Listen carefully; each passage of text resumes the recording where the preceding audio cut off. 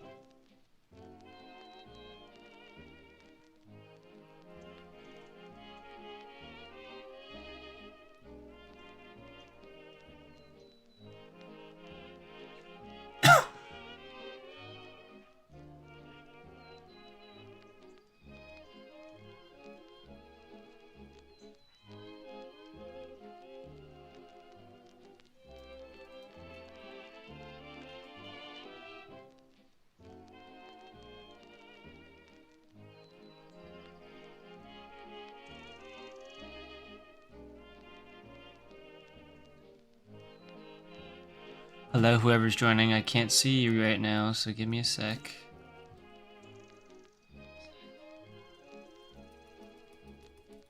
Okay, no one. Just me.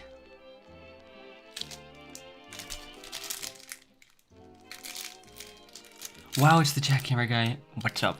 What's up, Void Shifting? Are you in the server? That sounds familiar.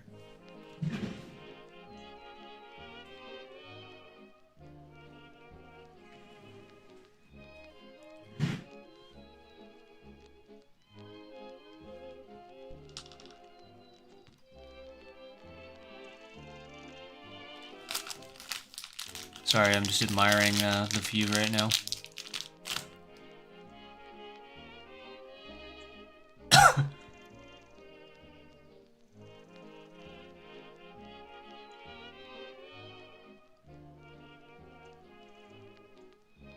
Hello all who are joining.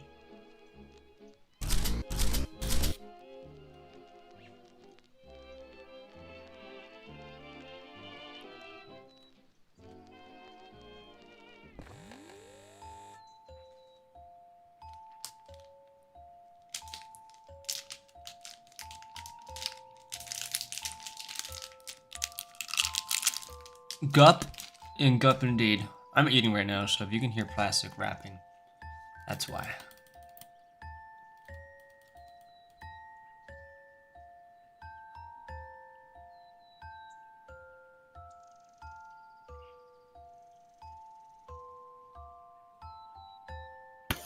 Hello.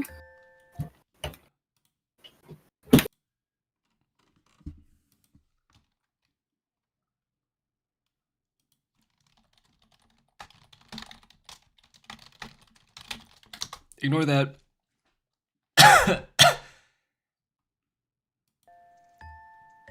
Hello, meows miss. I gotta take a cough drop. I don't know what's wrong with me. Hold up. Cough drop time.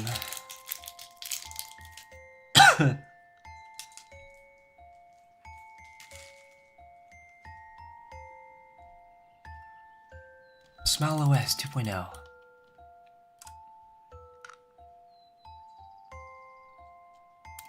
Did you know, if you rearrange the letters on Smile, it becomes slime?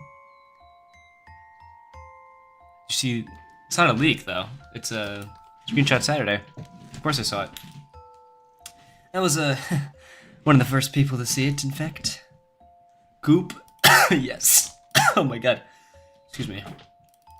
Goopo. Need more boxes.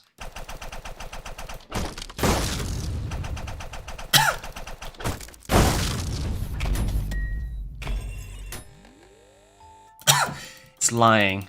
This is not true.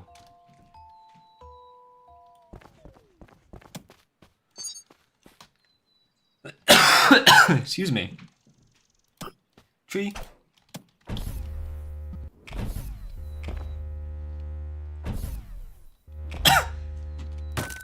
Oh, whoa. It's destructible.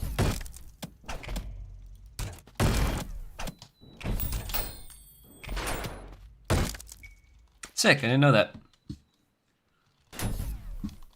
I said it's destructible. Tree. This is my brother right here, by the way. It's like broccoli, but with like a tree. He said, no, I did not. You starting the mission? Might be right. Not that I care too much about it, but you lied. Actually, I think this number did go up. Can't really tell.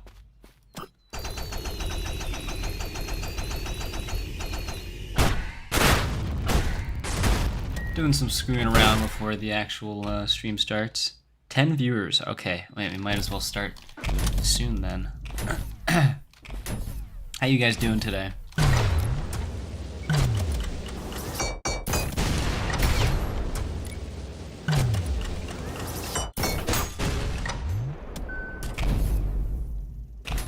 Fine. Fine doesn't sound too good. Can I make your day better?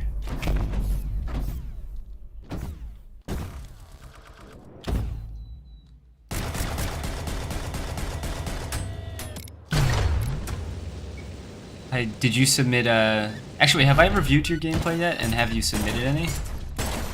I'm not sure. With the clip in general, we're not safe. Uh-oh.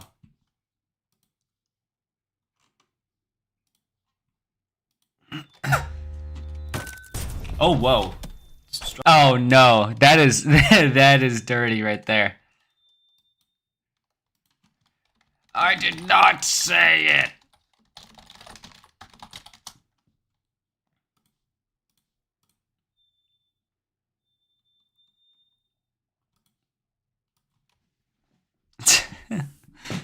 Also, I didn't know that was you. On comma. Doorstop table. Campus review, sadly, because recording makes my Chromebook lag badly. Dang. Yeah, I used to play the game on MacBook, so I get it. Broccoli caught saying, oh, career ruined. Shut your bitch ass up, bro. Look at me being evil to a viewer. I am evil. I am evil, evil, evil. I'm sorry. Authentic error.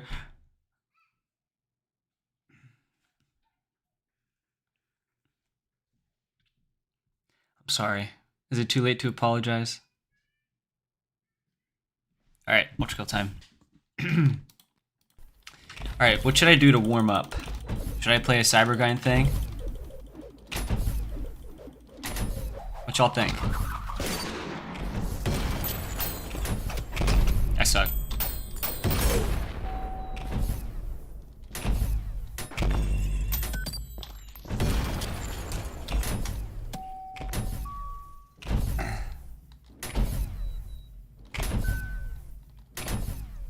Too late, I'm already telling the insurrectionist to ruin your Cybergrind. No! What are you talking? What insurrectionist?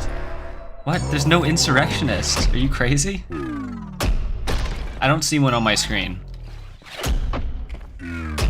Where? Where insurrectionist?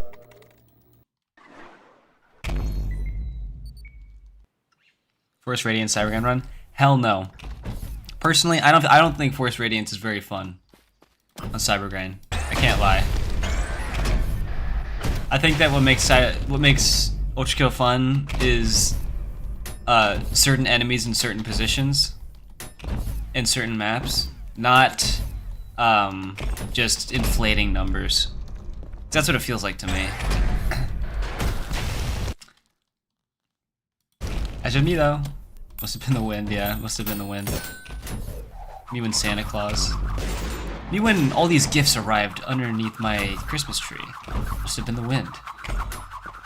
And enjoy my enemies not having a bazillion HP. Me too.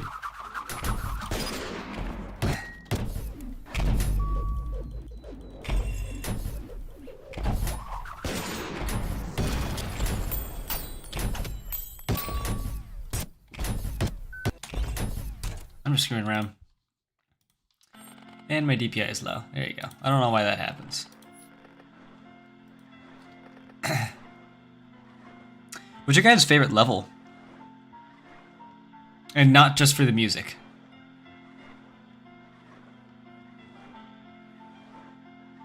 Insert cache, select Gutterman. I will select Gutterman, okay, you asked for it.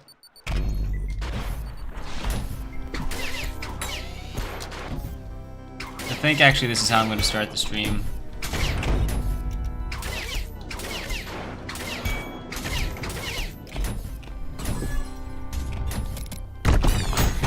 Four two is pretty cool.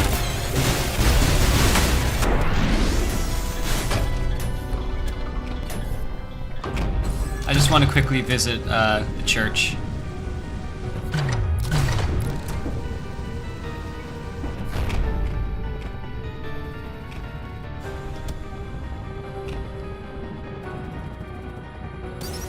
Shh, everyone quiet. A ceremony is occurring. You can hear it if you listen closely. The high priest is in his chamber.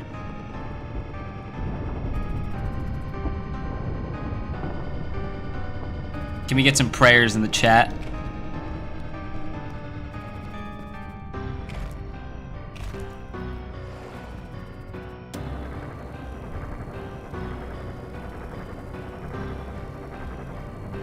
Do you think Province would make Cybergrind harder if it has good friendly fire and is uncommon? I think it could make it easier. It really depends. Team Wahoo. We're asking for forgiveness for the slaughter he's gonna commit in the Cybergrind. Wahoo. I love him. I loaf him so much. Look at him, he's so precious and cool. He's so beautiful.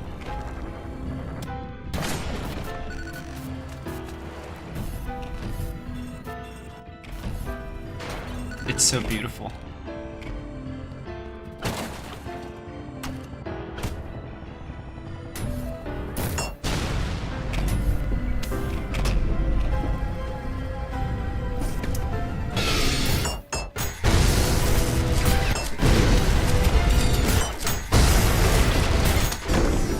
Foolish Gutterman. It'll make things harder. I hate schism beams, so Province will send you out of the air. Unless you make the most important decision of your life. Join the default sharpshooter.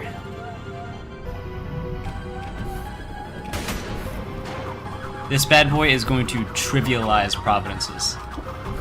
If they have an easily telegraphed attack, you'll be able to destroy their projectile from a distance. Even better, alternate feedback. Man, shut your ass up. That being what, the Knuckle Blaster? Because hell no. Though maybe, actually. You can probably knock the projectile away with this. But, yeah, you could parry it, or you can destroy the projectile. Also really good.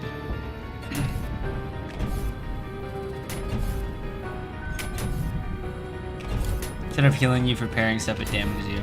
That would be... So... what we're doing is... what is... that? Come on, Akita and Co. You didn't even try here.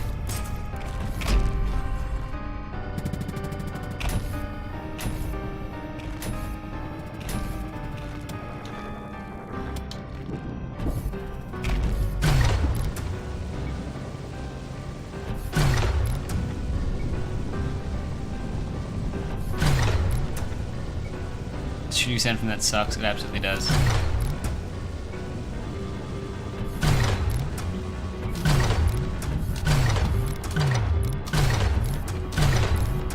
No, you can actually infinite rocket ride on Lenient and Harmless.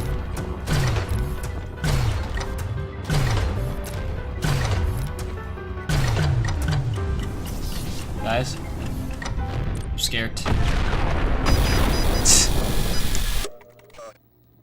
Also having the orbs makes them... Also having an orbs makes them parryable. Yes, they have orbs. Yeah, Harmless gets all the fun because their dash cooldown is really fast and stuff.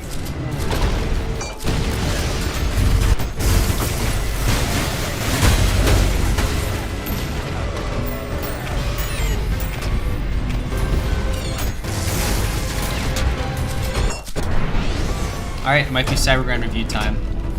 I killed enough Guttermen to be satisfied. Actually, I want to watch this happen. Oh. Boring. All right.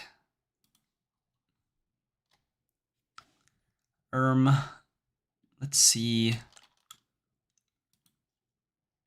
Who should I review? Well, what kind of video are we looking for, y'all think?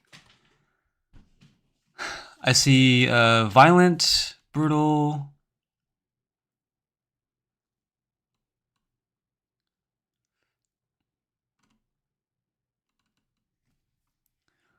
We got 65 to 79, 57 from Paco. Actually, I like Paco Jones. I think I want to review Paco Jones's one. Unless it's from top one. The top one is in my server. And Luna, who's top 5, I think is not in my server. But Luna comes around and joins the stream every once in a while. I don't know if Luna's in my server, actually, so don't take my word for it.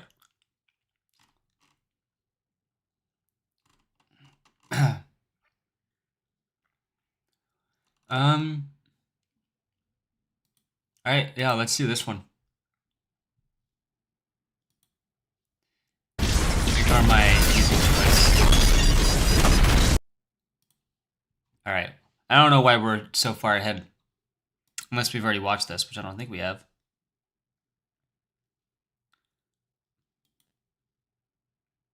Or should have submitted a Cybergrind gameplay. I mean, I think he has.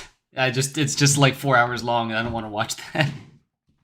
And I have nothing to critique. Though it would be interesting maybe to like get some, like if he sent me like 10 clips or something of him like dealing with difficult waves. Anyway. So the title of this is Cybergrind, but I love nasty combos. And I think the video title is Cybergrind, but I love accelerated rail coining. Okay. Probably going to see some accelerated rail coining. Sick. Info, waves 25 to 57. New PB. Awesome. This was yesterday, by the way. Highlights in the description on YouTube. Wait, they have timestamps? Oh, sick. They got timestamps. That's kind of cool. What? Okay. Ignoring that. Hours in ULTRAKILL. 340 on Steam, but I played on my mom's laptop before, so maybe 600 or so. Okay, so like around 600 of experience. No mic, no mods. Wouldn't like to be anonymous. And the YouTube channel is Blood Moon Cat. Let's see what Blood Moon Cat is up to.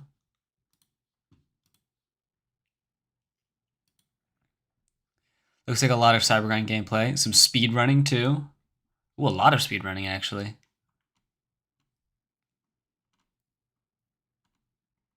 Yeah, if you're interested in speed running, this is definitely a place to look.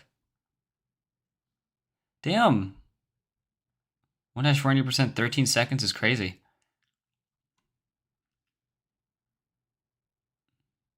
Okay, sick. Well, if you guys want to see some speedrunning stuff, this is where you can do that. He's a very cool person on the YouTube, so feel free to subscribe, send some love. Full Jackhammer Acolyte, good to hear. Please, Broccoli, mention me when you review my run. If you're on stream, I want to watch it live. Okay, let me send a ping.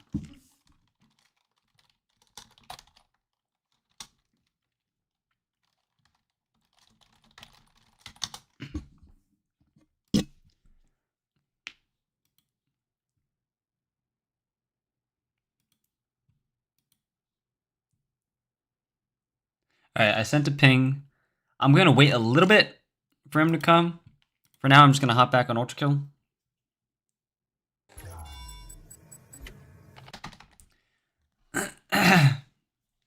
Core loves bullying V2, yep. With just a coin as well, which is the silliest thing.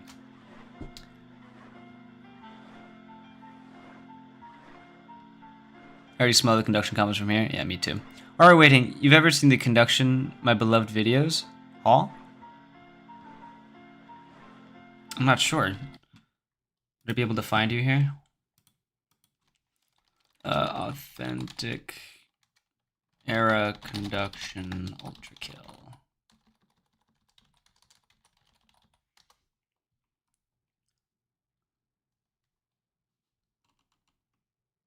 It's not one of these. I don't see your YouTube. If that's even the right YouTube. Not mine, from another video. Yeah, which one? Because I've seen a couple of these. Hey, that's me. Oh yeah, you're Roke, right? You're Paco? Yeah. Yes, we're going to review your gameplay. I guess I could do the same, but I doubt any ping will reach me when it's so late. That's true. Unfortunately, I really don't have a good understanding of everyone's time zone when it comes to like ULTRAKILL players, but it's very different from mine.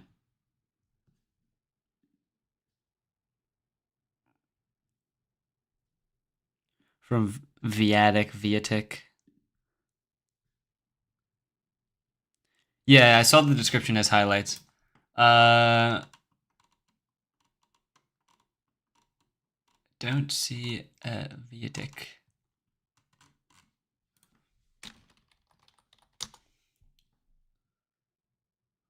Oh, this conduction, my beloved power of 5.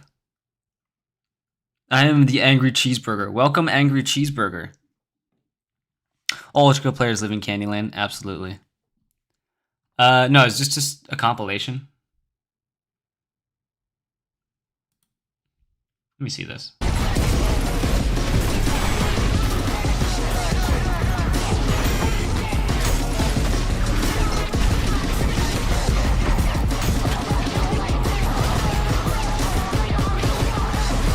Is this violent?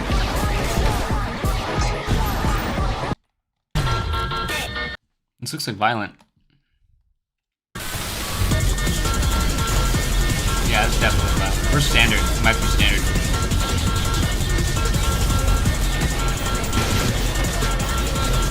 Yeah, the conduction is definitely very lovely.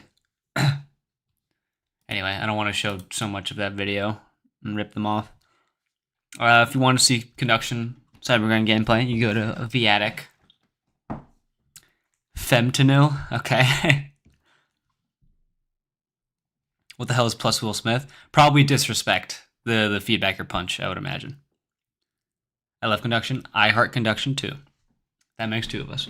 Anyway, this video is from Roke, who's in chat, and also Paco Jones, who is in the Discord. If you want your stuff reviewed, go join the Discord, link in description. Just follow the process, and yeah, it should be easy. I'm doing like 2 every stream or so that's roughly like 6 a week. It's gonna take a lot to get through all these, but maybe we'll go through 3 today, who knows? Anyway, let's get started. Alright, so you've got the full setup. I wanted this. I don't know where to find this, but sick. Is there a higher quality? There is. Awesome. But the bitrate might suffer. Oh no. What are you trying to show us?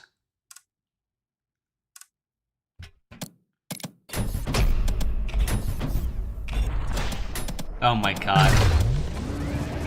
Alright. Got blood turned on, okay. Okay, wow, we can get it off with a lot of red gauges already.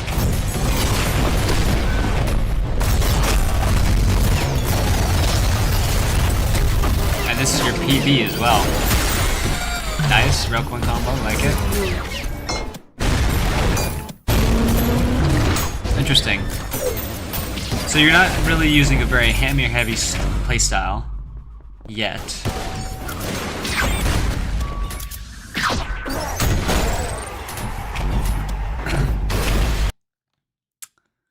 Oh my god, what are you guys saying? Would you rather have only conduction or only have jackhammer? Only jackhammer, easy. What's more dangerous on Cybergrind, Mauricio or the unmatched power of cheese? Who gives you cheese? Are you talking about Schisms? Or the very angry cheeseburger you made a reference to earlier? If you want, I can help you get the no board. That would be helpful if you can help me after this review, yeah. Remind me. Soap. Alright, so we got an oil start, nice. Yeah, so far I've only seen you use red gauge. And I think you're running triple hammer. Can't tell. Nice, you know the quick melt pretty well. Yeah, not super active yet. You clearly have the macro to understand where to be and where not to be, generally speaking.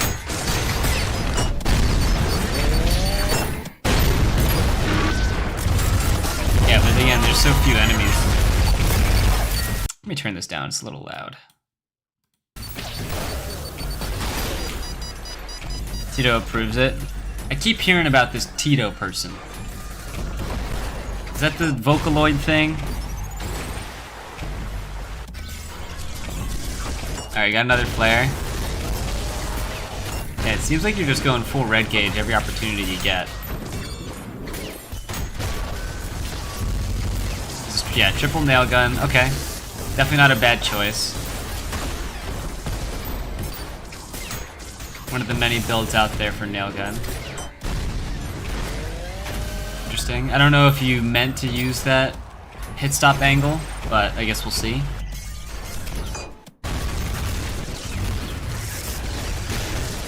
Okay, good kill. Oop. Messed up the double Death Star.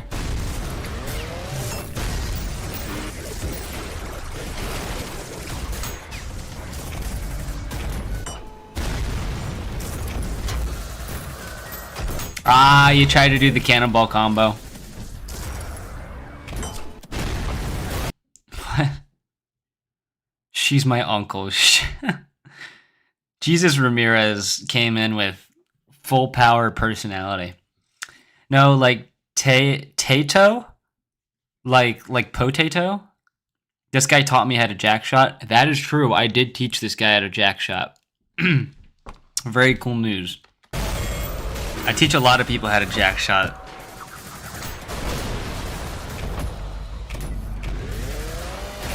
Alright, so you seem to... You do use oil in the beginning of a wave, but it doesn't kill very many fodder. I don't know if you just take this slowly, but... Yeah, there you go. Now you have fire.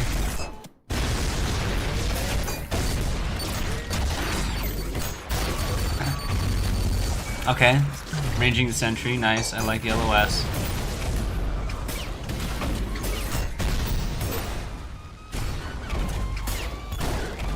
Yeah, you just seem to not be activating your oil or paying much attention to it. And as well, whenever you do use the jackhammer, you try to red gauge. That was really sick, though. That was sick. Dude, so this is definitely brutal. Accidental nuke.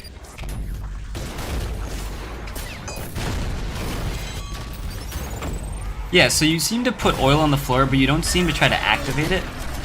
As well, here's another thing. So one important thing, the reason why we put oil into the air is so that when we put oil on the floor as the wave is actually starting, that oil, by the time it's dissipating, the other layer of oil is going to come down to the floor. So that's the point in shooting it up in the air, is so that we can devote other things to the crowd control on the floor. And by the time that comes down, you have an entire other wave of crowd control that you don't have to set up again. Like, come the time that your current crowd control is gone, right? Like passive stuff like saws, nails, and oil. So I would genuinely recommend, when you shoot oil up into the air, spend the first like 1.5 to 2 seconds of the wave putting more oil on the floor in like a place where you see high traffic. Like on this map, you want to put it here. Let me actually go full screen. You want to put it here, right? Because this is where enemies are mostly going to be. So that's what I would recommend first off the bat.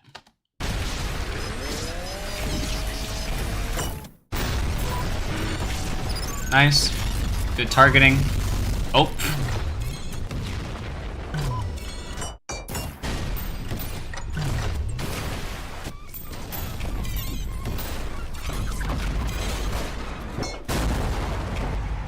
I'll start running triple ult, and I'm not seeing you hit many split shots.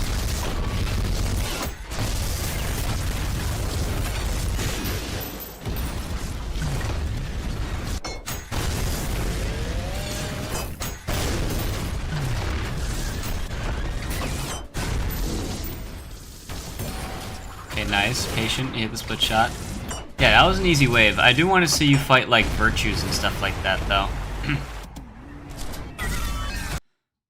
Wait, what's this shooting oil in the air strat? I haven't seen it before. Okay, so basically what people like to do in Cybergrind is like as the wave is first coming up, you'll throw oil into the air, and then that way by the time the oil is coming down, you can set up saws and stuff as the wave is starting and more oil.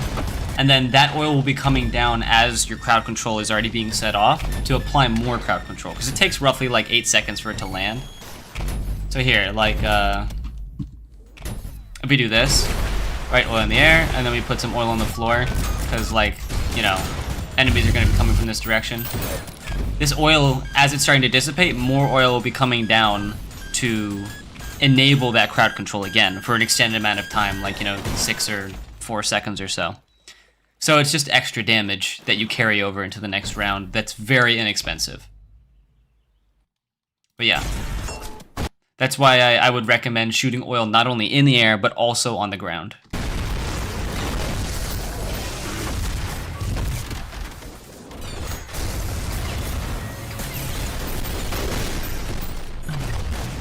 Yeah, so far though, when it comes to this triple nail gun business, it's pretty decent, but I think it falls off the more radiant enemies show up.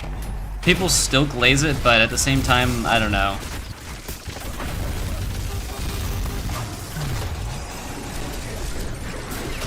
People who glaze it are like, you know, explosion enjoyers and nuke enjoyers. You don't seem to enjoy nukes. Cool combo.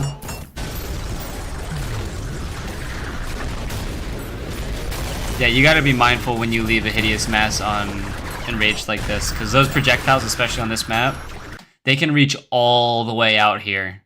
And this basically like sets their like threat range like double. Because at first they're just like a pain in the ass if like you're out in the open on this side of the map. But when you leave them enraged like this, they can just totally, like, again, all these projectiles deal 60 damage, these yellow ones. So if one of them accidentally hits you, and they often will, and even if they just clip you, they deal 40 damage. So you don't want to be in the spread of that. What's a jack shot? Oh god. Well, jack shot is a tech that I created using the pump charge jackhammer.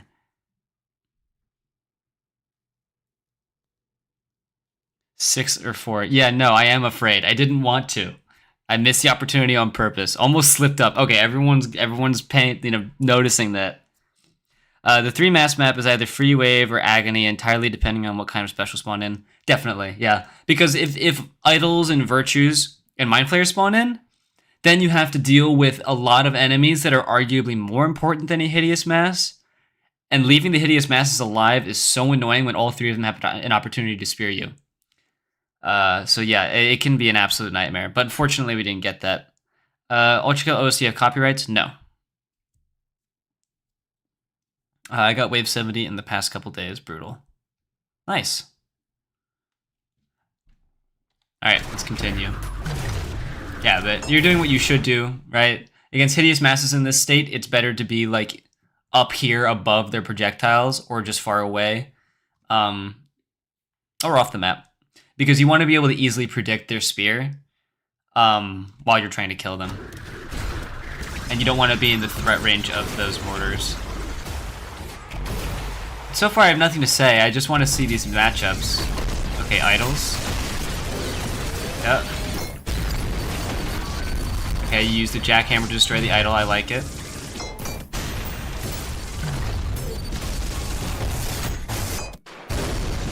Yeah, you do want to be careful with that sentry. Yeah, okay. You were aware.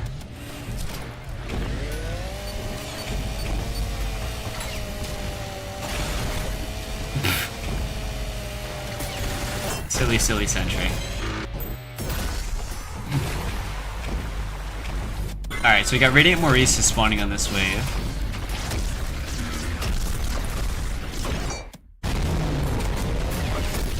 Insurrectionist. Oh, you don't want to be here. You don't want to be down there, no.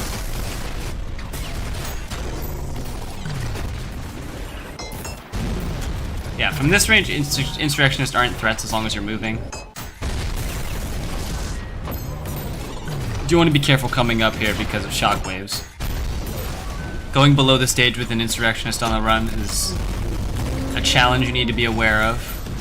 Due to the shockwaves, they will bounce you up and ruin your momentum trying to come back onto the stage. But yeah, that was the only threatening enemy for the most part. Negligible ferryman.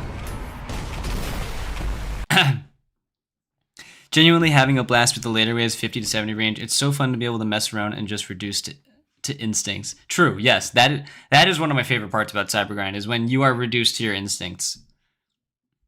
That Maurice was immune to explosions, yes. Radiant sentries genuinely scare me. Sentries in general stress me out if there's too many of them. They do stress me out too, and they're very loud when there's so many of them. They're extremely loud. Wait, does the jackhammer get into a cooldown if you hit an idol with a red gauge? No, it does not. And also fun fact, so a couple fun facts about hitting idols with jackhammer. Where are they at? There you are. Two things. And I guess just for fun, I'll put a couple over there. So you can destroy idols with jackhammers, right? And you can also destroy them with a red gauge, and that won't put the weapon on cooldown, right? Fun fact about destroying idols with the jackhammer. Another fun fact is that you can destroy idols with the explosion of the pump charge jackhammer. So boom. And in theory, using this method, if there are multiple, you know, idols next to each other, you don't need a knuckle blaster. You can just boom and destroy all of them with one explosion. So yeah, these are all very like nice things you can use, and which was partially used inside of this gameplay. You can use that to your advantage when dealing with idols if you don't want to spend your fist. Because one thing that's really annoying here, like I'll try to showcase it.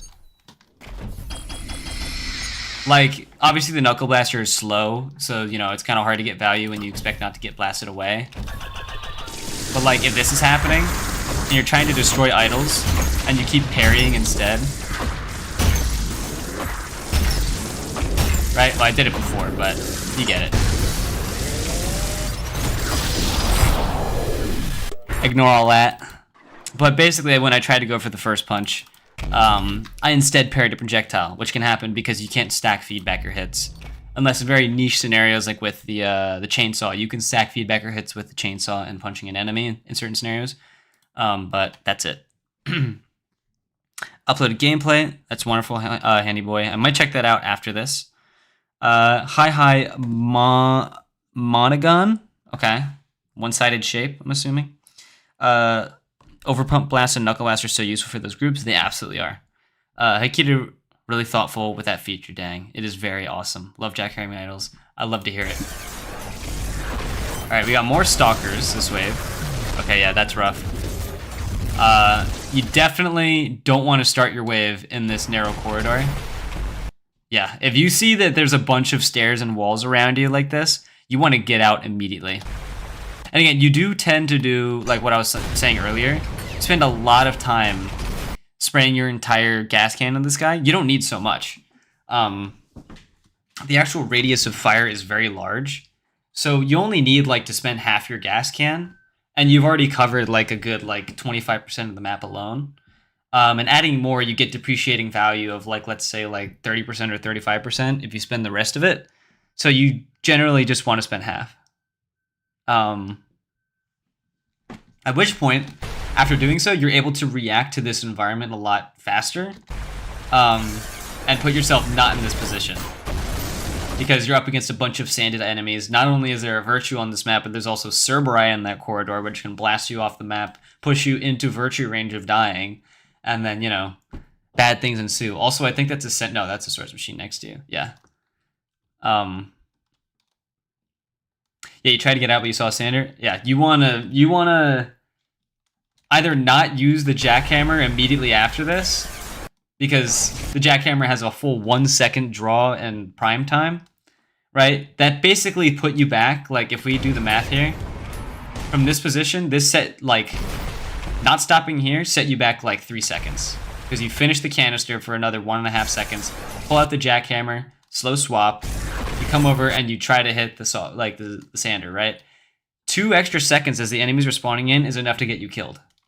in this position, especially because there's more races spawning up here, and their lasers can blast you here. I know this is like just an isolated incident, but I'm just trying to help you understand why it's better to sooner shift away from using the gas can as a wave starter. Because if you had gotten out of this corridor and instead sprayed this area down here first, that Sander would have died and you would have been far away. You know what I mean? You would have had the rocket in your hand already to be able to one-shot it and ignite gas on the floor if you so chose to do that, which I would have recommended you would.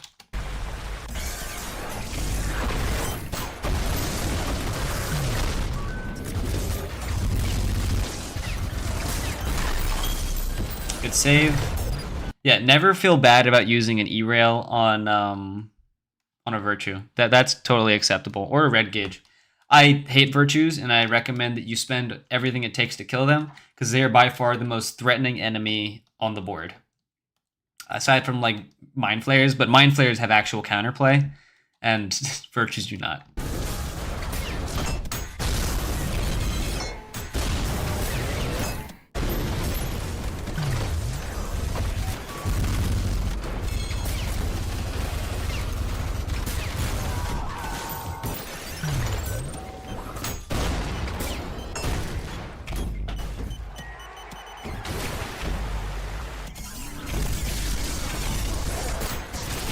Yeah, because again, imagine if you had put oil on the floor, like halfway through your wave start.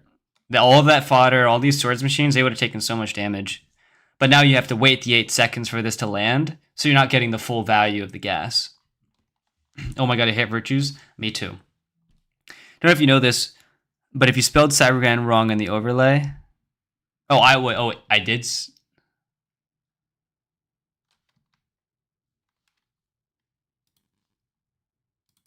Cybergrind, yeah, you're right. Hold up. Actually, I kind of like it like Cybergrind. I'm gonna keep it like that. Oops, sorry. I like Cybergrind. It's funny. Hello, Brocklight. Your recent reviewing content is very useful and entertaining. Awesome. I'm gonna probably make another video like this soon. And actually, maybe I won't, because I'm thinking I've discovered some things with the arms and jackhammers lately that I might want to turn into a video. So I don't know. We'll see whatever happens first. But I'm definitely going to make another one of these. I'm glad people like them. Especially Radiant ones. Like, if more than 2 Virtues show up, I get air stun very easily. Yes, they will interrupt your mobility so fast. And on Brutal, their beams last like 4 seconds. It's ridiculous. Multi-punch? No, not multi-punch.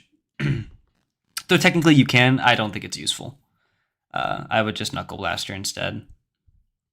Hey, can you review my Cybergrind too, or do I have to submit it somewhere first? Yeah, so in the description of this video is my Discord. You can join the Discord, and there's a submission process. It's very easy and simple.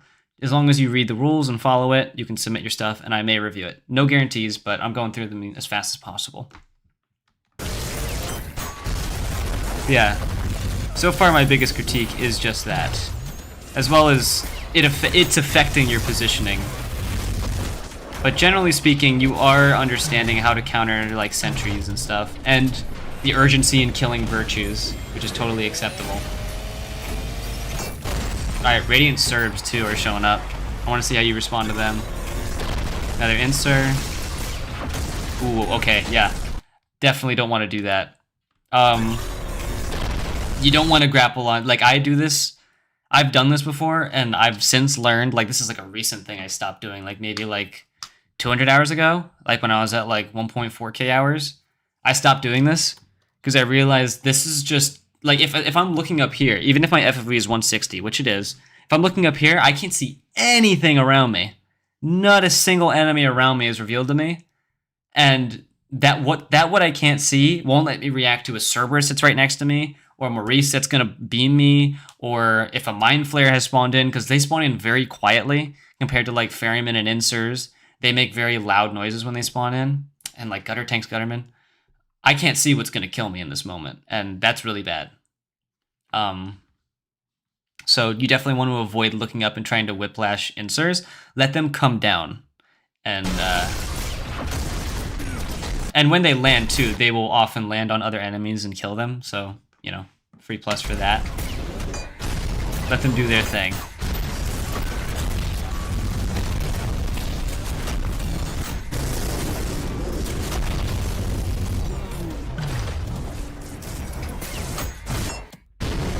Nice, I like the angle there.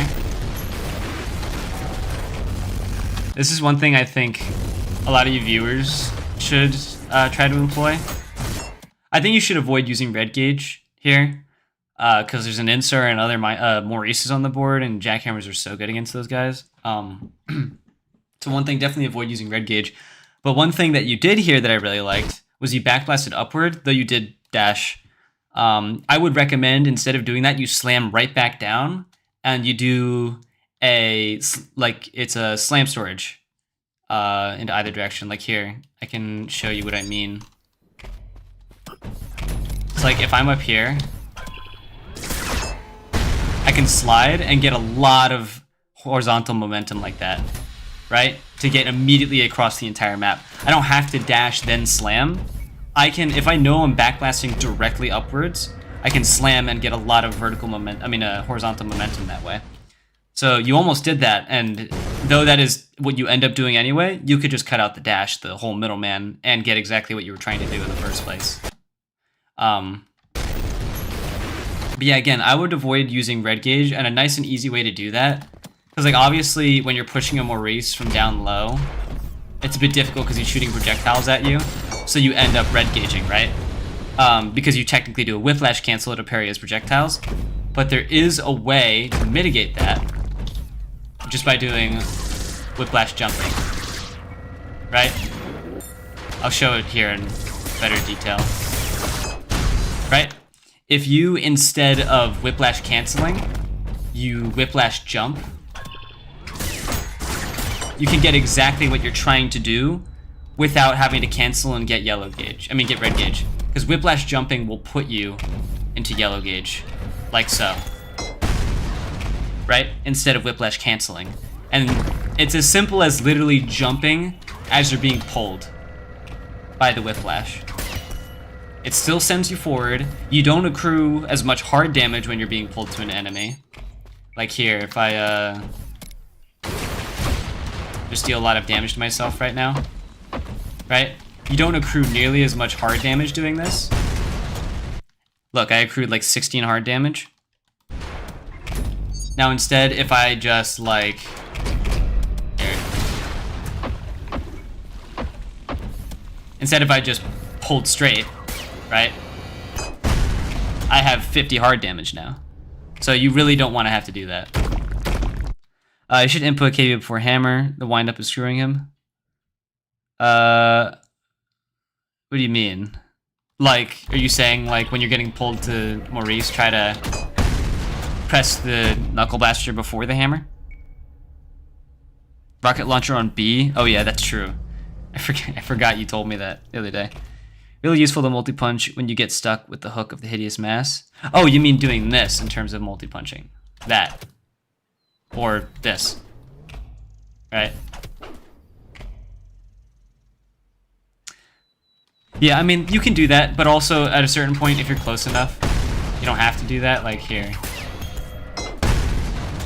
Especially with Maurice, he's just big round ball, very easy to hit him. But yeah, that's all I would suggest. Try to use whip jumping when getting to your Maurice target so you don't put it on red gauge. Yeah, because here you do run into that problem where you're approaching him downhill, and you whiplash cancel instead. It takes practice to get used to whip jumping, but it's very easy. Yeah, now you're just left with the Insurrectionist. Nice parry, I like that.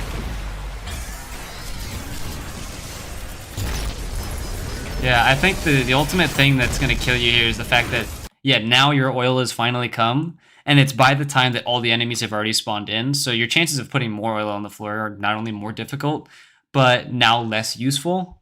You still should do it, but, you know, you're 5 seconds behind on doing so. So more enemies have spawned in and are capable of killing you. With Maurice, it's hard to miss KB. On other virtues and sentries, it's really easy. Yes, that is true. So in general, it's better to build memory that KB always goes first. Kinda. Yeah. I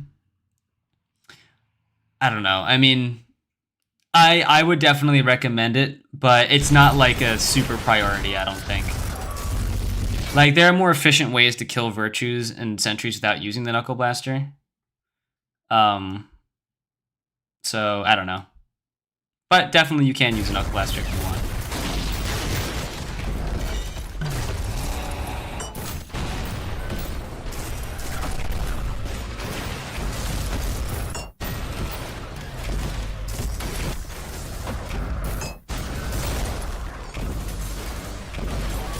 You're getting a lot of stalkers in these waves, which is crazy. Nice. Accelerated real coin. Yeah, it's fine to use red gauge on the end of a wave. Also, that sentry just killed himself. He did a nuke, which actually was better for you in that scenario because there's a mind flayer close. Ooh, okay, yeah, that was a dangerous backblast there. Okay, but you got the Ultra Kill style, so it's fine. So what I mean here, let me just describe it quickly. Hey, you get the stun, and you hit him with the hammer, but instead of aiming like upwards, where you're away from the Cerberus, you're away from the Maurice beam, and you know, the Mind Flayer behind you, you stay aiming backwards, which is probably panic because you're getting close to PB territory. But yeah, you panic and you go backwards, and that sends you flying into a wall and an explosion and the Cerberus. So that puts you in a bad position. I've noticed a lot of these videos are far more planned, refined than my own gameplay. I have also noticed that I know barely any tech. Well, happens to the best of us. I am learning everything day by day. Funny how much just Wii Ball can do in late game. It's true. Jackhammer tech is really useful to learn that. Yes, Jackhammer tech is very useful. But it seems our friend here knows some and is just slightly messing it up occasionally. Yeah, I know you missed the Death Star, but it's funny because the accidental self-nuke hit the Mind Flayer for like 10, 12 damage, so it was really good anyway. Virtue should be top 1 priority in my opinion. I agree, they should be. More than Mind Flayers, generally speaking. I rarely get virtues, but yeah, top 1, I agree, yeah. Yeah, just be more mindful of your backblasts. I know this was a difficult wave, but... Also, small thing, you probably want to aim to put magnets on their tails, because their tails will take increased damage from nails and stuff like that. So don't aim for their shell, aim for their tail or their belly when it comes to nails.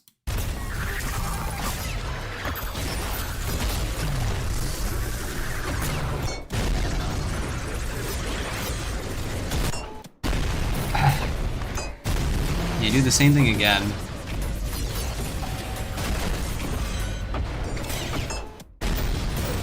Red gauge plus KB. Solid. Yeah, this is a done deal now. Yeah, and I did want to say, you don't need to analyze, like, let's say if a Cerberus is close or Maurice is close. You just want to always prepare for the worst case scenario that there is a Cerberus right in front of you and there is a Maurice, like, right above you. In any case, you always want to be backblasting away from positions where if they were there, they would kill you. You know what I mean? So you definitely want to, like, future-proof, even if you're not aware they're there.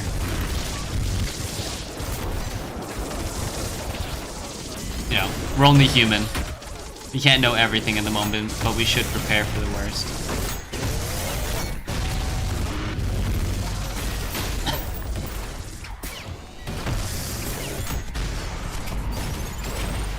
Easy wave.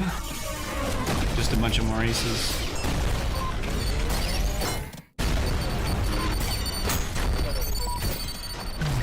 Nice.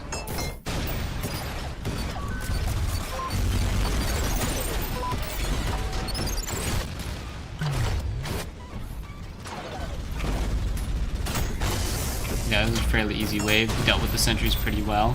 Nice. Cannonball combo. Okay, we got Ferryman and Mind Flayer. I wonder how you're gonna die. Accelerated rail coin. Yeah, I think the Mind Flayers died on her own. It's really funny. Yeah, so you did what you should here. Against Mind Flayers, this is tips for everyone else in stream. You want to play close to the center of the map, or like along walls and stuff like that. Here, our friend tries to come back as soon as possible and doesn't even focus on Mind Flayer. Mind Flayer is just going to die because of this lightning, because of this Maurice shooting explosions, and this one shooting explosions, and the Sora's machine shooting. So it ends up just dying due to collateral. Because she has so few places to teleport when she loses line of sight of you, she just teleports right on top of you where enemies are already shooting you. So this is definitely how you deal with that.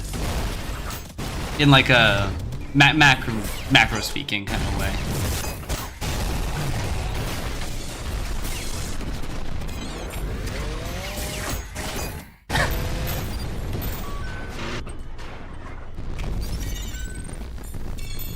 Gonna charge back, sick.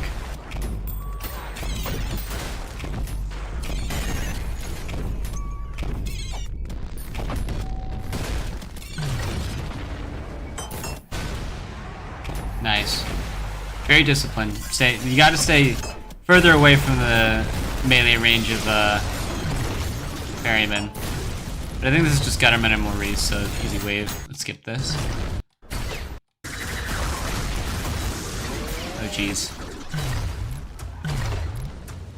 You do have a close encounter just because you're on low ground facing a Radiant Maurice.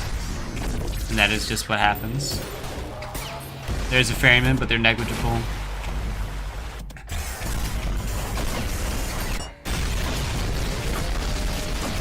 Oh geez, okay. Yeah, so you were doing the thing that was like the noob trap map. Yeah. When you know you're on this map, which you definitely want to know if you're on this map, you want to get out of this center immediately because this is just the dome of evil and killing. Enemies will perch up along these edges here and just blast you. So you definitely want to get out of this position as soon as possible. And you end up staying because you focus all of your oil, right? So another reason not to do that. And yeah, you do see the virtue and you try to stick to it, but if you had approached that combat from like over here, in this corridor over here, this would have been an easy kill. All these enemies wouldn't be shooting at you and interrupting you. This Cerberus wouldn't be a problem because he dashed this way instead of towards the virtue where you're going, right? Likely even just throw his apple at you anyway. But here he's going to try to dash into you. And though you get the kill, you're still in danger.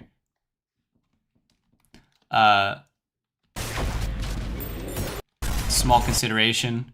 Killing the virtue this way. If you did it from here, you could easily backblast away and then rocket ride into a better position. But instead, because you're here, you can't easily backblast away because a virtue explosion will more often than not blast you backwards instead of where you're trying to go with a backblast. So yeah, this is also another reason why you shouldn't be in this position. Yeah, and like you got caught next to the stairs trying to kill the virtue. And now you pay for it in blood.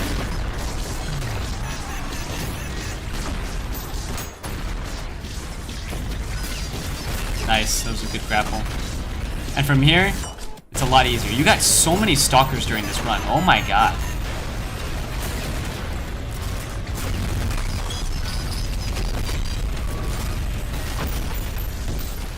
Dang, you didn't get the conduction off. That's unfortunate. Nice job playing from poke. Yeah, I would deal with that Gutterman though. He is basically free health and style. Sick. Nice kill. And then yeah, Serb, just don't get in melee range. The one thing you don't want to do against the Radiant Sanded Serb. It doesn't matter anyway, you're full health, so.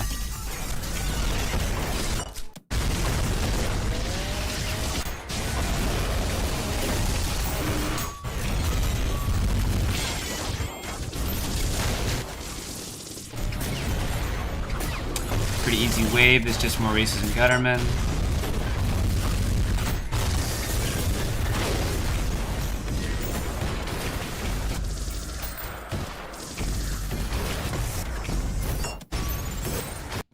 Yep. Pretty easy. I hear gutter tanks on this wave.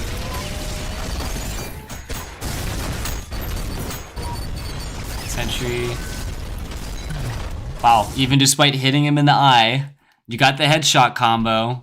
You got the headshot combo on the sentry. He still doesn't get stunned and he still shoots you. Hate that bug. It's so annoying. Oh, hi, Equinox. Repair cognitive function in my instinct ADHD game. Yeah, I don't know. Given the gameplay so far, I'm gonna bet that it's gonna be some kind of knockback like game into something. Yeah, kind of annoying how the Ferryman's chargeback isn't a one-shot like the sentries. It is. We should be grateful. I think it'd be way too busted if it was. It is the easiest chargeback in the game. Okay, that is a hit combo, isn't it? The Dome of Agony and Despair. The Dome of Evil and Killing. Yes, that is what that map is.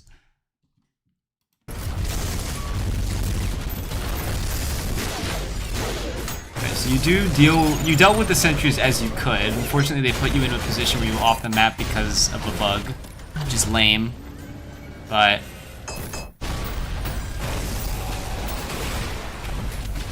that was a 6 slurp. Alright. Wave 50. Big wave 50. Alright, we got, I think, 2 mind flayers? Yep. Alright, we're dogfighting the mind flayers. That's one of them down. You did spend a rail coin rail cannon charge to kill him. Yeah, now you just want to stay towards the wall if you can. Okay, wow, that Gutterman was your life support right there. Okay. You were kind of going all willy-nilly there. My suggestion for that gunfight, you already spent the first screwdriver killing this mind flayer, which is like, okay, good. You spent the screwdriver for a reason. You got it, but now there's another mind flayer, right? My suggestion, straight up, here. Go here. Go right here. This Maurice can't see you yet, and this Gutterman is here. This Gutterman is coming here. You can fight him over here. The mind flayer has no choice but to teleport somewhere right here, which makes her a way easier fight and puts her in between Maurice. So that's definitely my suggestion. You can obviously wall Maurice with these stairs, and if you want, you can come around this corner here to wall him, go around here if you want. There are many ways in this position. You don't want to stay here, obviously, but there are many ways in this position where you can isolate each of these targets. Playing out in the open like this leaves you susceptible to Maurice, to the Cerberus, to the Gutterman, and she's just going to keep chasing you around, so that's obviously bad. You end up doing something roughly similar, but you just go right back out into the open where they can all see you again.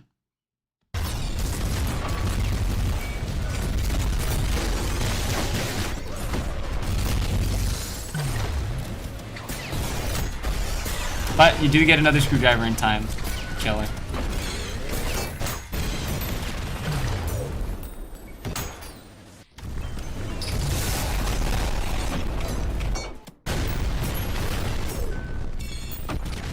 Oof. Almost.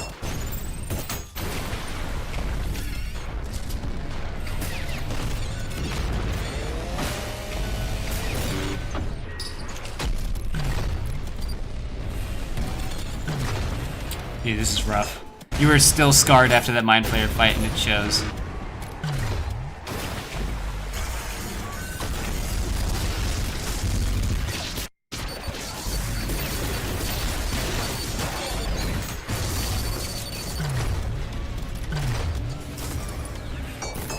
This combo is a pretty easy wave. The sentries, and this is a pretty good map. Easy to LOS them. Oh my god, more stalkers. Jesus. What is that, like 7 times you got stalkers?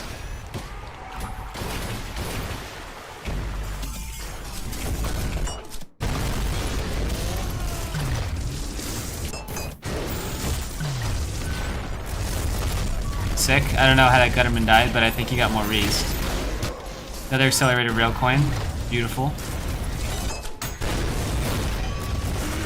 Nice.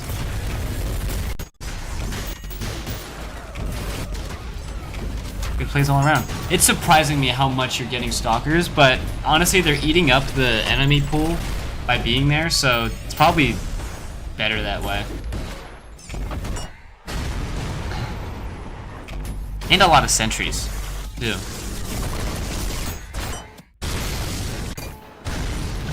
Interesting. Yeah, the Maurice should be dead.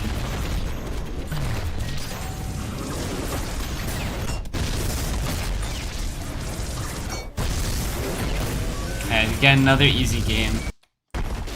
Just a matter of playing hit and run against all those targets.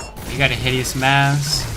Seems like a pretty easy wave again. Oh, this is gonna be delicious. Oh my god, how many Maurices?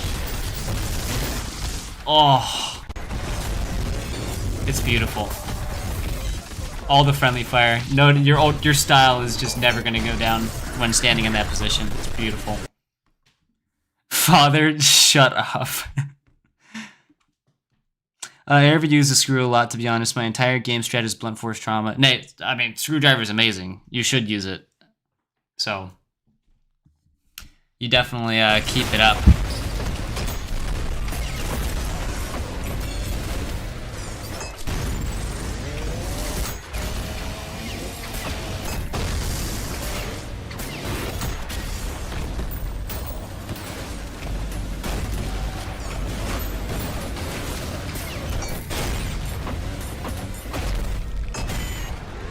Okay.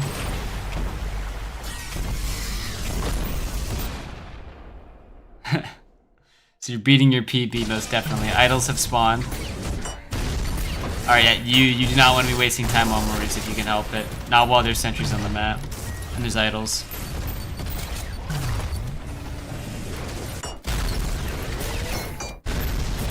Alright, yeah, you can definitely in this position deal with the sentries first, because that Gutterman is not doing anything while he's idled. Okay. I don't know if you did that intentionally, but I like that you did analyze that the Gutterman was the idled target and you didn't need to destroy this because the Gutterman didn't need to die because he's not a threat. So I like that. The threat detection was definitely on point there. Accelerator rail coins aren't a proper term to my knowledge. Beats me. We all love accelerated aerial rail coining. Who let Gutterman number 626 out of the Cybergrind? I know who.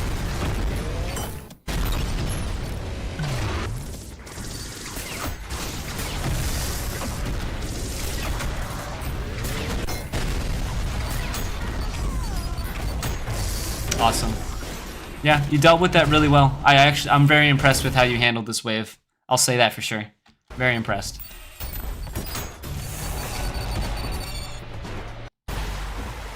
Alright. Alright, this is also a difficult map. And I heard an insert spawn, I heard ferryman spawn. Oh, you can't see a single thing. Okay, yeah. I gotta say, at a certain point in the Cybergrind, you gotta turn blood off or something, because blood just gets in the way. I know people who get used to it, but like almost every like top 100 Cybergrind player has blood turned off. I would suggest it. If it's a preference you have, you can keep it, but that's just my opinion. What is the most dangerous enemy in Cybergrind? Probably Virtues. Then Mind Flayers, and then tied between like Hideous Masses and Idols. They kind of go hand in hand for the same reason of why they're evil, but yeah.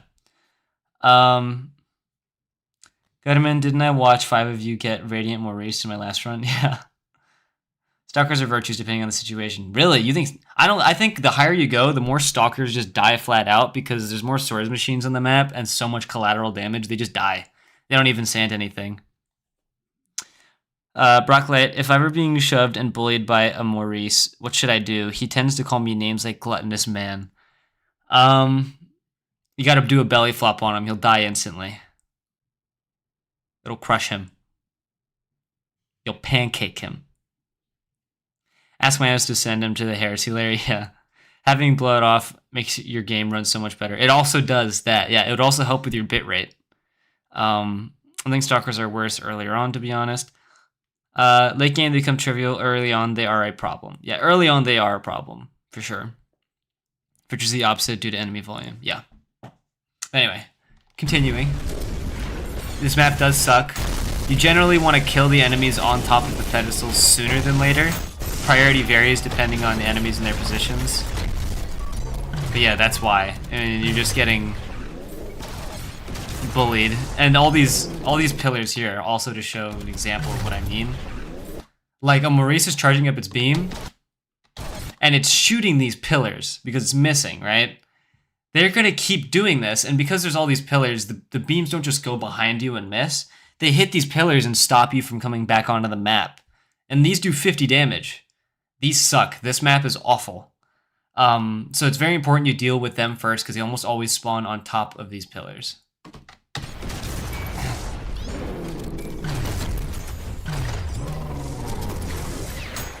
Nice, good parry.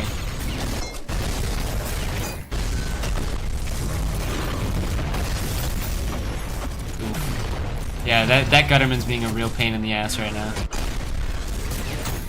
Nice. Yeah, that Gutterman was shredding your style, but you're back. You got good style again. Oof. Taking it slow. That was rough. Nice. Now you just got a swords machine. Okay. Yeah, definitely I would say ignore insurrectionists on these waves unless you're in a really good position, like in one of these corners. If you're here, these Maurices and everything, they're going to constantly shoot the insurrectionist over here, the mind flayers chasing you, everything that clumps up.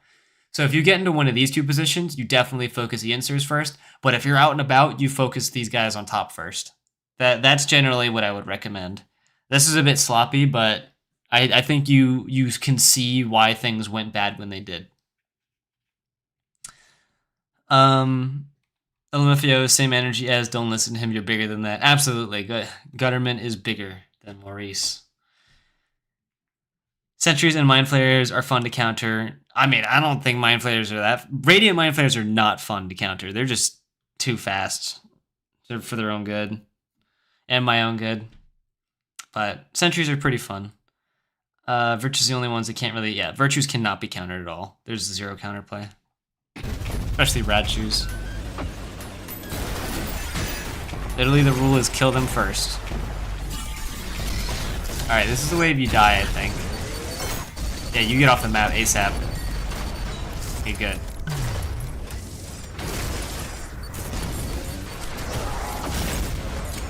Yeah, okay. See, that's where that tech would have helped you that I was describing earlier. If you had used the pump charge jackhammer here, look at all these enemies that are overlapping. If you have to stay a second close to this thing to get the Knuckle Blaster shockwave to work, that's a lot of damage. You don't want to take that damage. Because your style is already like creeping off on S. You want to use a pump charge jackhammer in this position to break this idol, damage anything that you hit, and even if you don't hit the idol, damage these guys and break the idol. You know what I mean? Because that was your goal here. And I think you didn't know you could do that because you do pull out the weapon but don't use it. But yeah, that is definitely what you do in that position.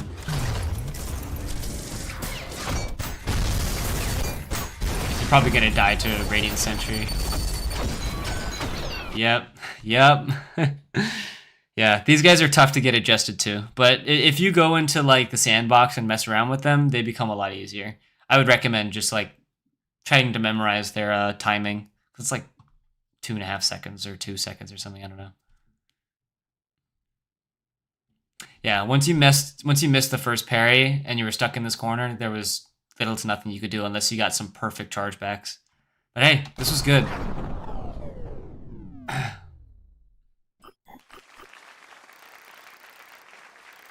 PB by 4 waves, love it.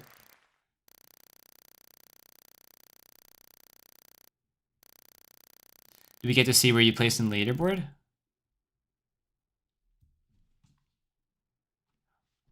We do. Where are you? You're Barack H. Obama II? Okay. Well, top 3,500. That's good. That's very good. I'm happy for you.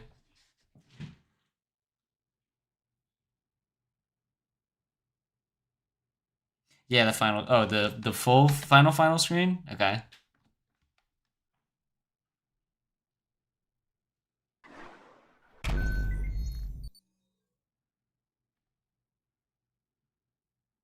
Okay. The movement with the whiplash and dashing here kind of scares me. When I do stuff like that, I instantly die. Whip stomping and dashing, but staying on the whiplash, both of those things I struggle to leverage. Oh man, Brocklet was previewing the former president's Cybergrind review. Yeah, I was. Thank you, President, for submitting this. But yeah, if I were to recap all of my suggestions, number one, for your wave start with oil, remember to save half of your canister for putting oil on the floor on your current wave instead of saving it for 8 seconds later. That way you can stack your current crowd control with your stored crowd control, right?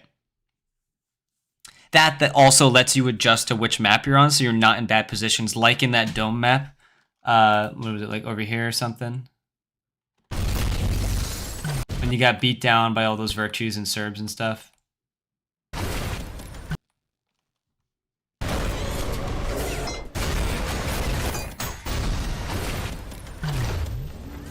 Is this it? Yeah, this one. Yeah, this map, you started in the center. You didn't realize you were in the center. Big trouble. You don't want to be here. So yeah, my second suggestion is use that time where you're spreading oil on the floor with the other half of your canister to analyze where you are on the map and how to get to a better position before enemies spawn in. And also realize which enemies are spawning in. You do kind of like get very zeroed in on certain enemies. And it's easy to do that. I do that sometimes. It's just discipline. But yeah, like earlier with that insurrectionist you were whiplashing onto, I'm not going to pull it up, but yeah. You definitely want to start your wave into position because you really only like zeroed in on an enemy like in a wave start. So I'll give you leverage on that. You definitely want to be able to analyze your surroundings before the wave like really fully starts. Other than that, yeah, just employ some techniques to get yellow gauge more often than red gauge. And that's kind of like all my advice, I think. Your positioning against sentries and idols is mostly good. Remember the idol stuff I told you about with the jackhammer. That's very useful. But yeah, I think that's it.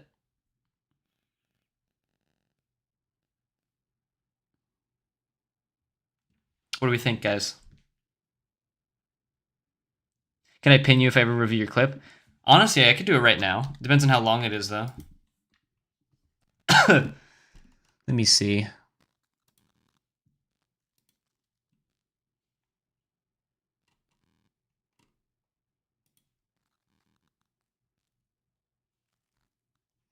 Brutal 61. How long is this? Oh, okay. 9 minutes, yeah. I'll do that one. How's that sound? Alright, starting off with a bang. The quality of this video is amazing. Heck yes.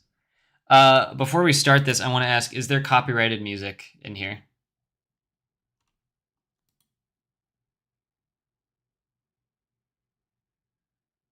Because if there is, I might have to mute it and put on the entertainer.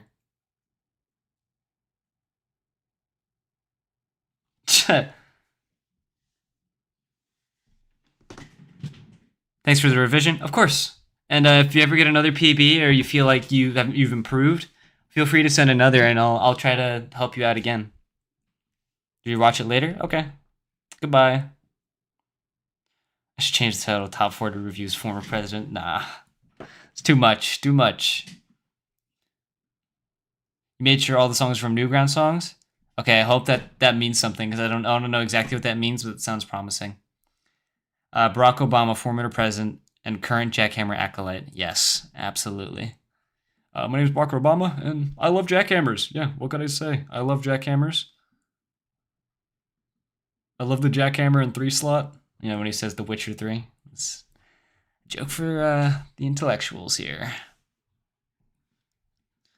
Boo, I've come to haunt you again. Hello, Unstable Compound.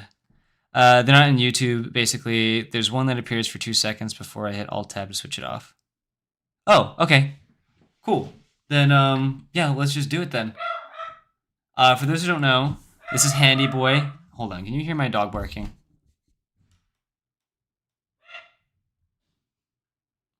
ULTRAKILL Bomb would be like, let me be Jackhammer. Let me be Jackhammer.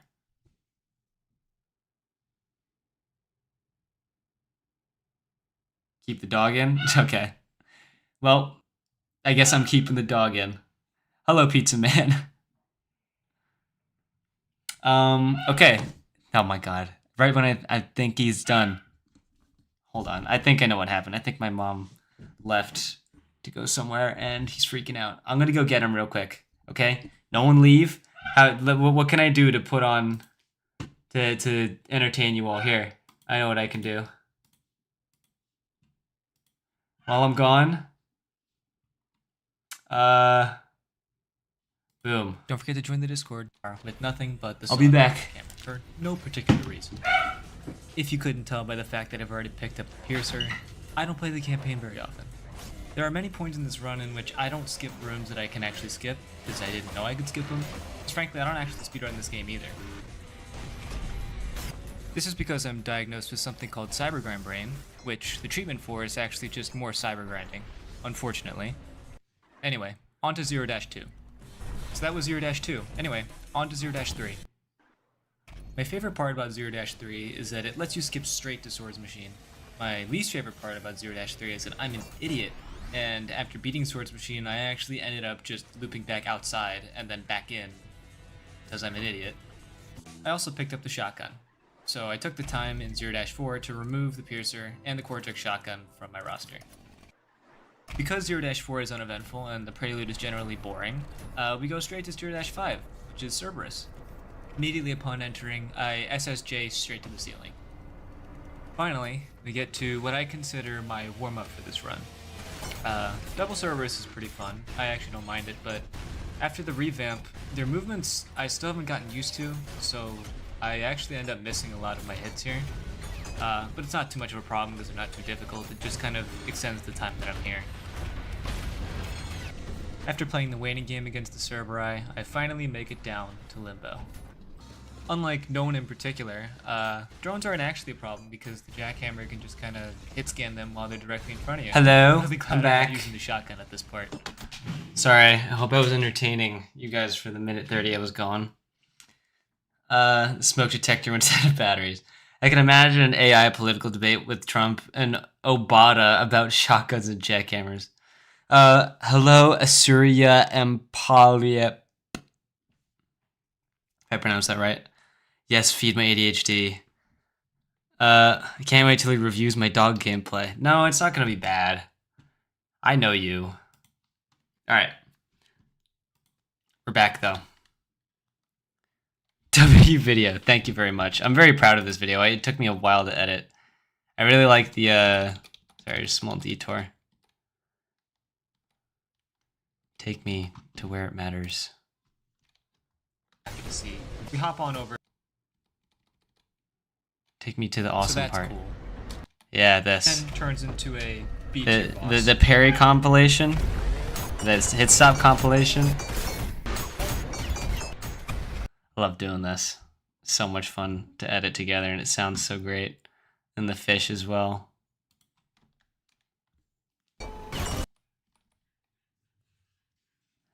This is just jackhammer food for me. You know what that means.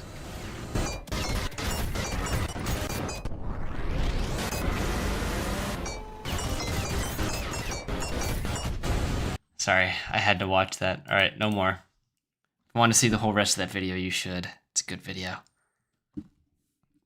It's actually cohesive. I watched it whole. I like the 0-2 gameplay. Yeah, the 0-2 gameplay was epic.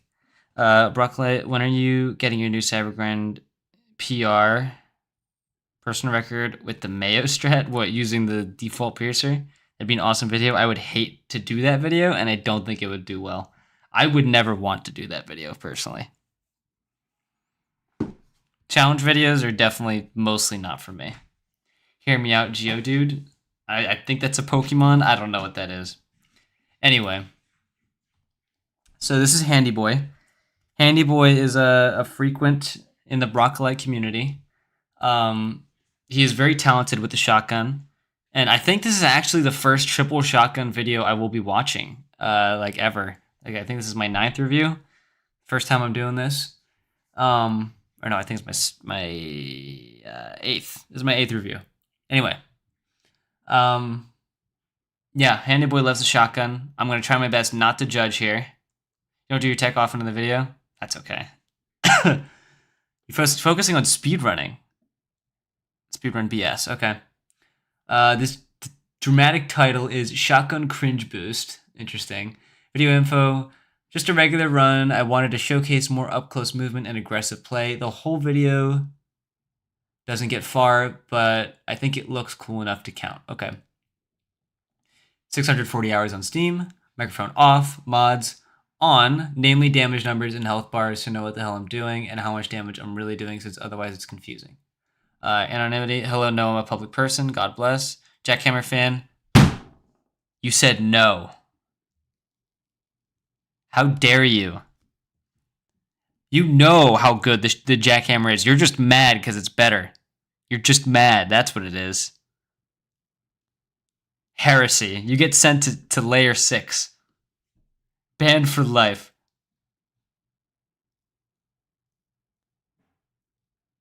You're very spiteful. You can repent. You can repent in the Jackhammer Church. You can. You're my one special case. Alright. Let's get started with this video. Mods ban this guy for 10,000 years. Alright, banning him for 2 trillion seconds. Okay, let's go. Interesting. Oh my god. How can you do this? This looks awful. This looks horrible. Oh my, wow. There's more health bar than enemy on your screen. And your outlines are so thin.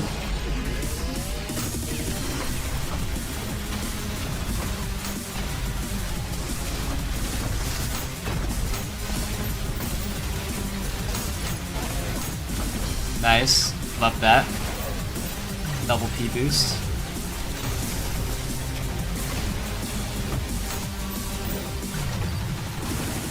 Guys, this is your wave start.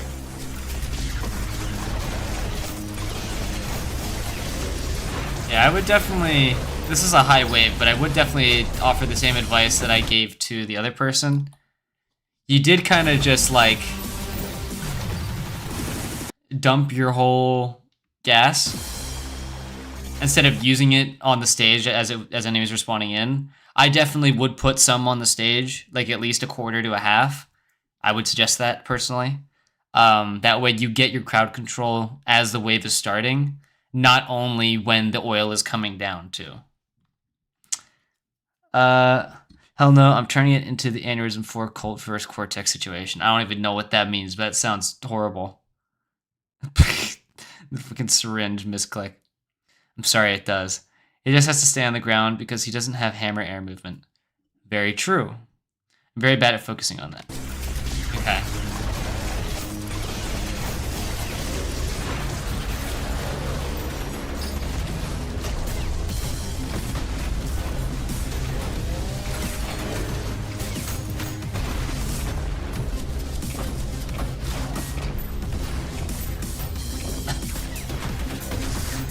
Nice.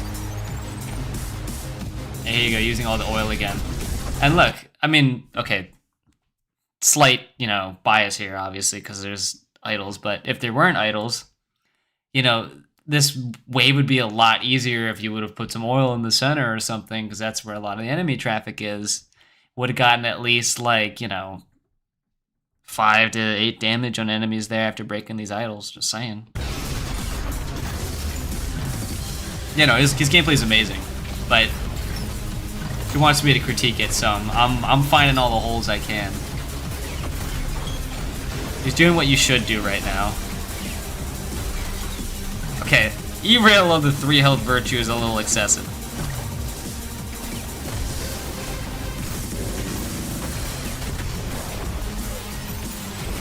Haven't seen you do a single fup. I thought you would do more of it, personally. Interesting.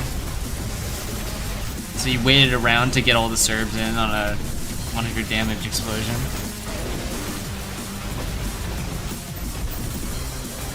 I'm assuming that was just flashy. Yep, okay. So you're just doing a bunch of flashy shit. for the sake of it.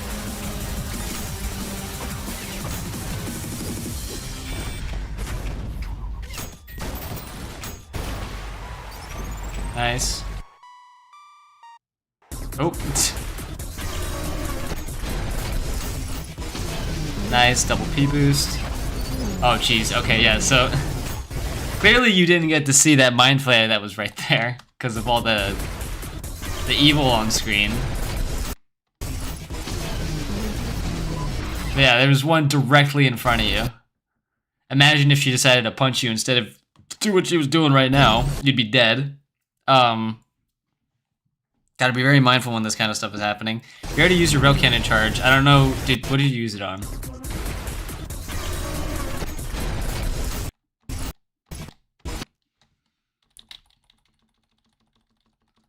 Trying to see.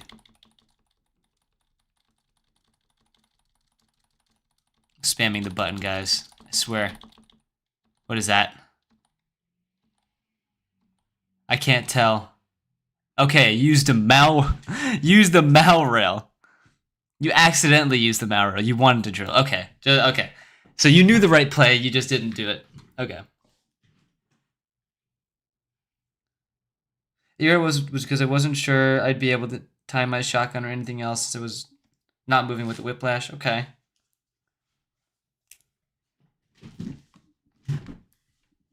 Yeah, but so you knew what the right play was. You put yourself in a bad position because you did a misclick. Very unfortunate, but very solid insert kill regardless.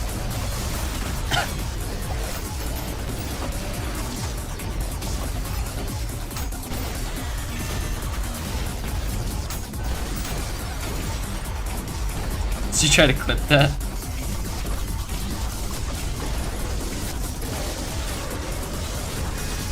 Ooh. Okay, wait, what's your nail loadout? I just saw green saw blue nail. I don't think I've seen you use the jump start. It's obviously mostly an easy way of... Yeah, I wouldn't do this if I were you. Could be a misclick, because I think... No, it wasn't. Interesting. This play here is very interesting. I thought you were trying to do a whip slam or something. You're stupid and you never used the jump start.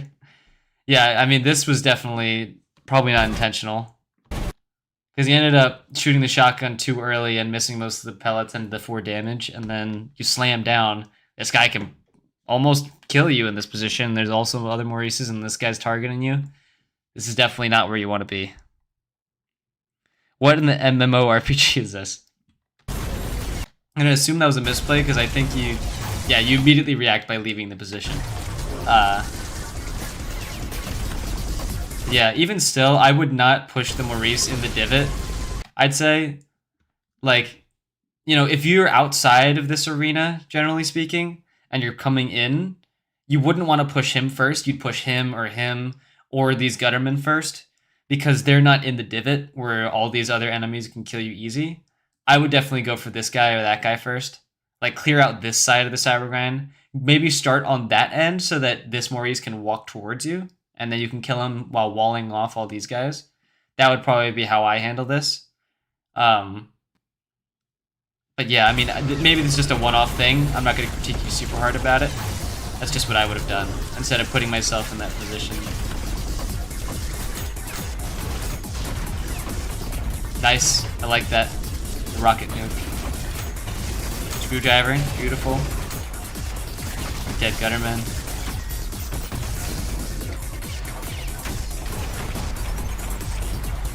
Yeah, you do full oil, and you still have no oil on the floor to work with.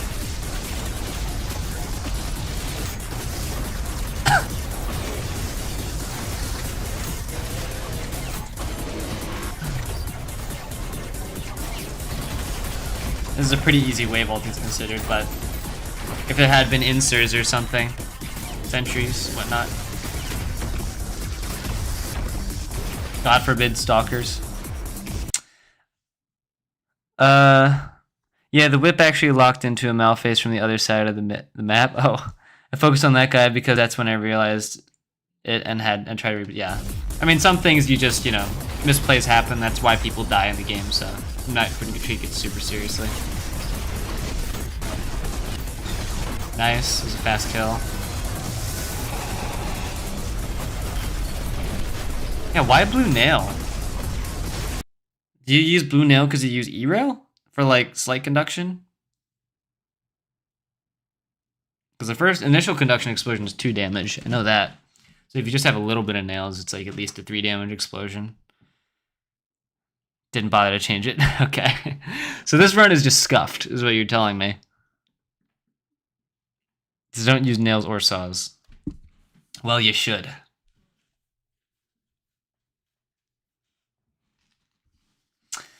Randomly shooting nails into an area such as this and then rail coining would be so good. Yeah, it's pretty good.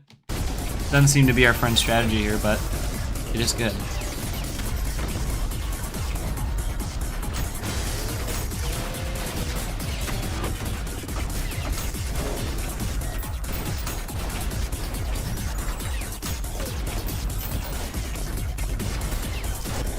Yeah, so you're definitely playing like really mid-rangey. That's a lot of oil, and now you've got nothing for the inserts. Yeah, this is rough. This is what I was trying to explain earlier. You're getting a hardcore punish because you had no oil on the floor right now. Definitely a habit you want to get into. And also, same thing, you started in the divot where our other friend did in the previous thing.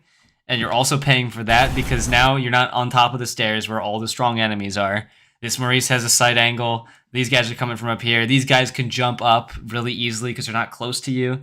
And it'd be better if they jumped from a lower position up to where you could be, because then you can see them and you can hit them a lot easier. But now you have to look up and risk everything. If you had put like oil on the stairs, that would have been so good. Because they would probably land over here on the stairs with you. Or like, you know, even up here. Anywhere would have worked. And instead, is that a screwdriver? Screwdriver? I don't think you hit it.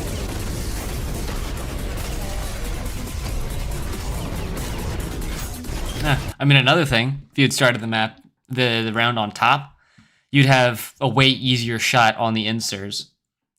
Because they'd spawn, I mean, they'd jump up to a vertical place more proximal to where you are, so they're a larger target. Just saying.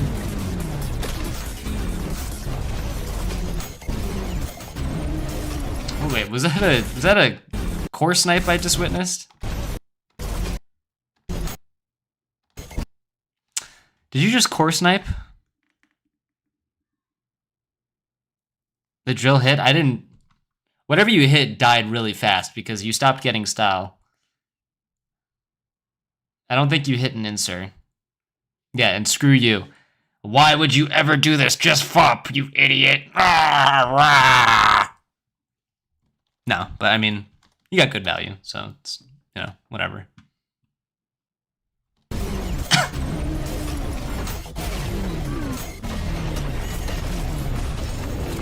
Yeah, wait, let me see that saw. I mean, the drill again. I don't think you hit it.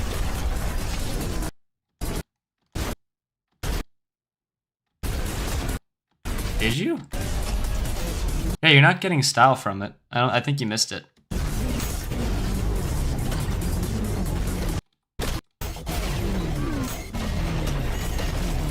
Which is unfortunate.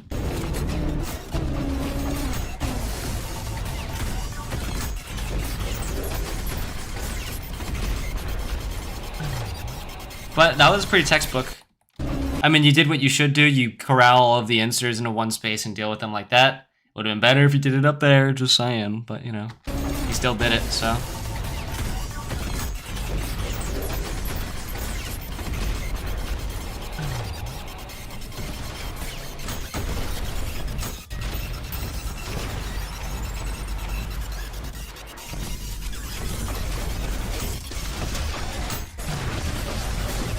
Okay, starting in the center here is kind of crazy. You got a lot of style to make up for it.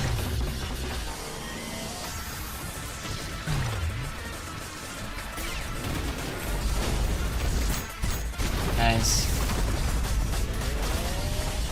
Yeah, there just weren't a lot of Maurices on the edge to punish you for being there. I definitely wouldn't have been in the center like that. That's not my suggestion. Like, there was like one Maurice. Yeah, that was the only one. And when you're in the center, these Guttermen, they're not doing anything to you. But the Maurice on the ledge up there, that's very threatening for you in this position. But I mean, you didn't get punished for it. That's good. And Schisms. Schisms are also threatening there too, just as a, you know, what's it called? An honorable mention. Is there a way to find out if a song is copyrighted? Yes. I don't know the exact system. There's also like a YouTube song copyright website. You just put in a link and it'll tell you. That's usually what I use. Upload it to YouTube. That's also true. If you upload your thing to YouTube and it says copyright issues, then it'll tell me that there's copyright issues. I mean, it'll tell you there's copyright issues, so you can tell me or adjust it.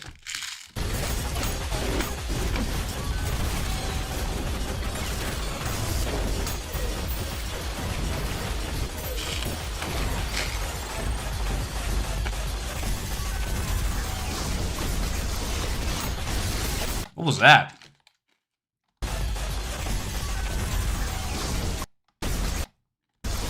Oh, you pulled out the overheat saw again. Okay.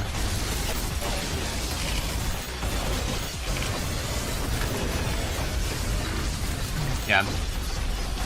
You're in the thick of it.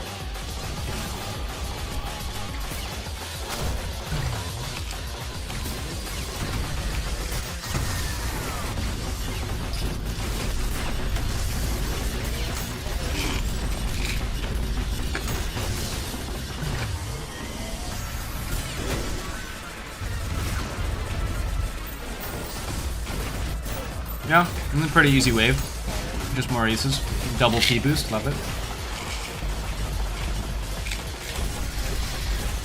Idols. Interesting. Interesting. Okay, you're just fucking around. I can't really... You know you're not supposed to be down there like that, and you know you're not supposed to be pushing stalkers up like that. But you chose to do it anyway. I was hoping to see what you would do in this position, but you just decided to completely throw. So I can't easily critique. You obviously know you shouldn't be in that center for that long, but, you know. Whatever. Oh yeah, what's the policy on copyrighted songs that are publicly usable? No, stuff like that works. Like, for instance, like the Risk of Rain soundtrack, the composer said that you can use his songs in, like, background stuff or, like, you know, reviewing the music and shit like that. If you're unsure, you can just look up, like, what specific composer's rules are for copyright, and it'll usually tell you. Yes, Risk of Rain mentioned. Love Risk of Rain. Chris Cristodo is so chill about people using his music, so don't feel bad if that's in your thing, despite it being copyrighted.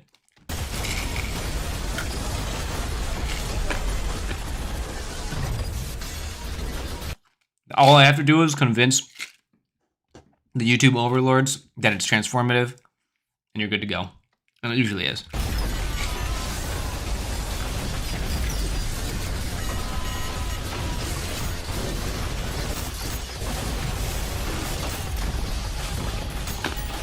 Other than the stalkers and the idols, it's a pretty easy wave.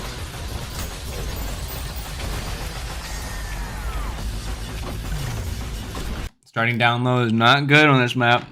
You don't want to do that.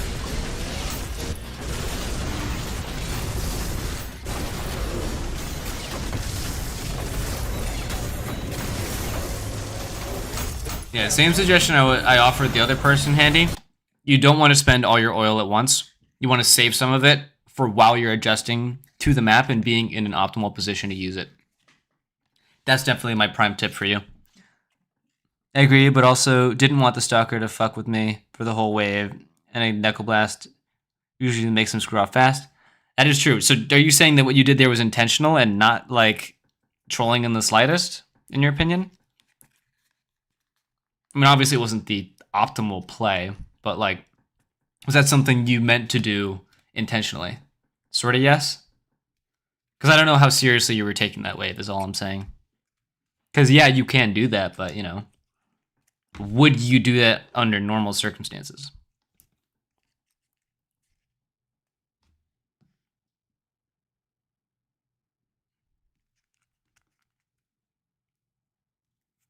Well, until the 60s, I don't care. Okay.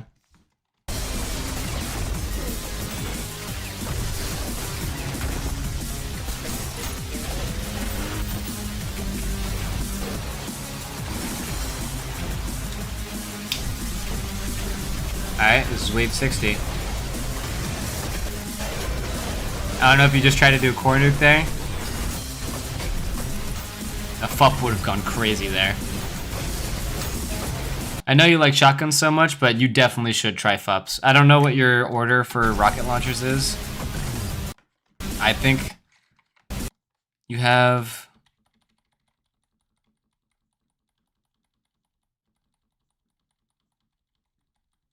You're about to do it. Come on. Give me the dang. I mean, I could just ask you, but...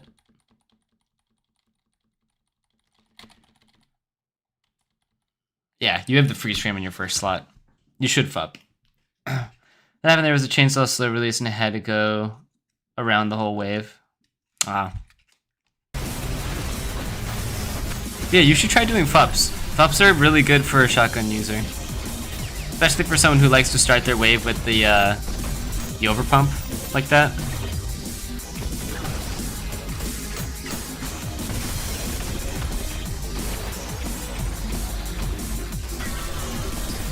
Oh, this is definitely a wave to die on if there ever was one. Nice screwdriver. Yeah, you want to go down. Smart. Definitely a good macro currently. Oh! Nice. Oh, you meant to rocket ride that.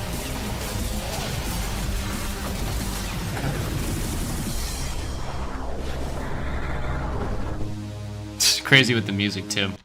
Yeah, I think you just messed up a couple things here and there. You were doing so well too. I gotta go. I'm going to play something. Bye-bye. Alright, see you, Marmita. What's a good FOV for Cybergrind? I think 130 is good. That's a good middle ground between people who like, you know, low FOV and high FOV. But generally speaking, I would say 160, in my biased opinion. So, yeah, you were killed by his diabolical. Thank you for not using crazy mods. This was kind of wacko, but yeah, this was... Yeah. The KB didn't push the orbs off. I get using Knuckle Blaster to push off like Mind Flayer orbs, but at the same time, it's really unreliable. You really only want to do it when you're like not moving a lot. I don't know. Turn them off now, don't worry. I'm not worried, don't worry. You don't worry. Excuse me. But yeah, if I had to suggest anything, it would be, number one, definitely don't use all your oil at once. You want to realize where you are towards the end of a Cybergrind, towards the beginning of a Cybergrind wave, where you're starting your wave, and how to spread your oil in a very efficient pattern before the wave starts, or while it's starting. So I would say definitely work on that. And yeah, additionally, you should try to learn FUPs and use them. I feel like, I don't know, if they're not your playstyle, I get that, but like I also think that you could benefit a lot based on how you're playing. Oh, and there's my stream. Not gonna lie, I was only worried about how the gameplay looks for this one intentionally, which is why the wacko plays persist so much. Yeah. But it was cool. I mean, I would love to see you use double P boosting more often, especially against inserts, because they're so good against inserts. I've been trying hard to increase my actions per minute, and you've been doing very well, it seems.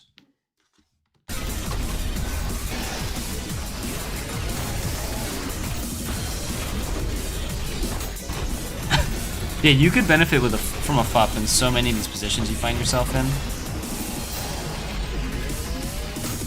I'm not good at FUPs, but there's a method to the madness, obviously. Also, was that a melee parry? I mean, a melee... I think it was. Yeah, it was a melee projectile boost. Sick. Also the dive views. Wanted to showcase that it can help you dodge a fuck ton of stuff. Yeah, it can. Is it my favorite? No. I'm like, I guess I'm saying this as a jackhammer user. I love using the backblast so much. I backblast a lot to like move in places, and I use whip hopping to move places too. I don't really do a lot of diving. I slide a lot too, but you know, I just never find a good time to use a dive. But it is interesting. Maybe as a shotgun user, it's more useful. But yeah, that is your gameplay reviewed.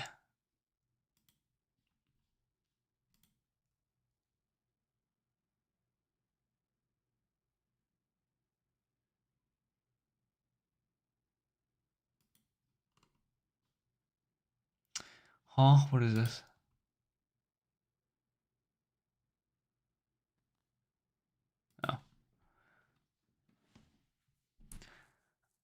Could you review mine? I don't know if I'll be able to be on your streams within the next week.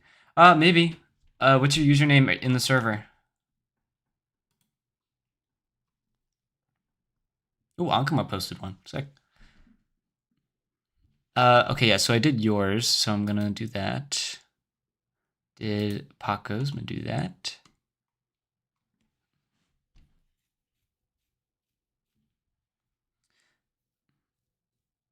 Good insight. Really, I do think all of this can be fixed by just starting the wave with a rocket ride into fire start of the wave. Yeah. Yeah, I mean, I think that would be a good band-aid, yeah. It gets to play too much like an ADHD riddle grandma. I mean, if you want to hop into Cybergrind and just do what you want, sure. But my tips are there to show people how to get to wave 100. That is my goal, always. Is to show people how to get to wave 100. Because past that point, I don't care what you do. And most people don't care what you do either. You can really get away with almost anything up there. Defragment.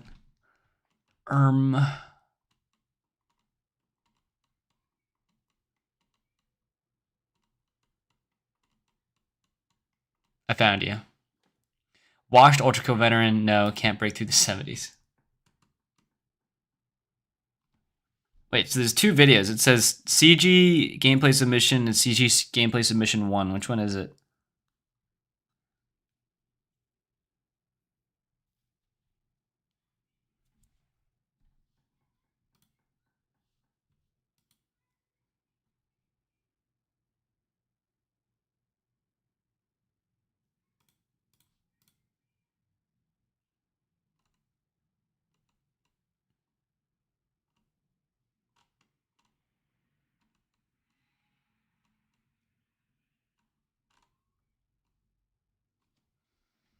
Whatever you feel lengthwise, they're the same-ish.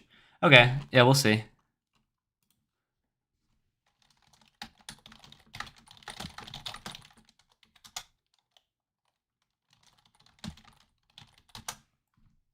I think after I do this, I'm probably going to stop streaming because I want to go feed my dog and hang out with some friends. But yeah, let's do this. Broccoli. Yeah, that's me. Yes, that's me.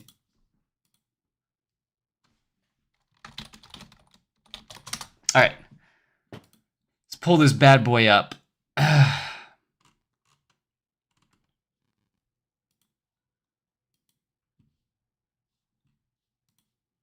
This one, and then there is this one. All right, so that's 12 minutes. We'll do the 16-minute one. Is this one like longer? Is the 16-minute one like a longer one? I'm gonna wait now. All right, see you, handy boy. It's been fun. Fried broccoli. Fried broccoli is pretty decent, I'll say. I'm getting YouTube notifications.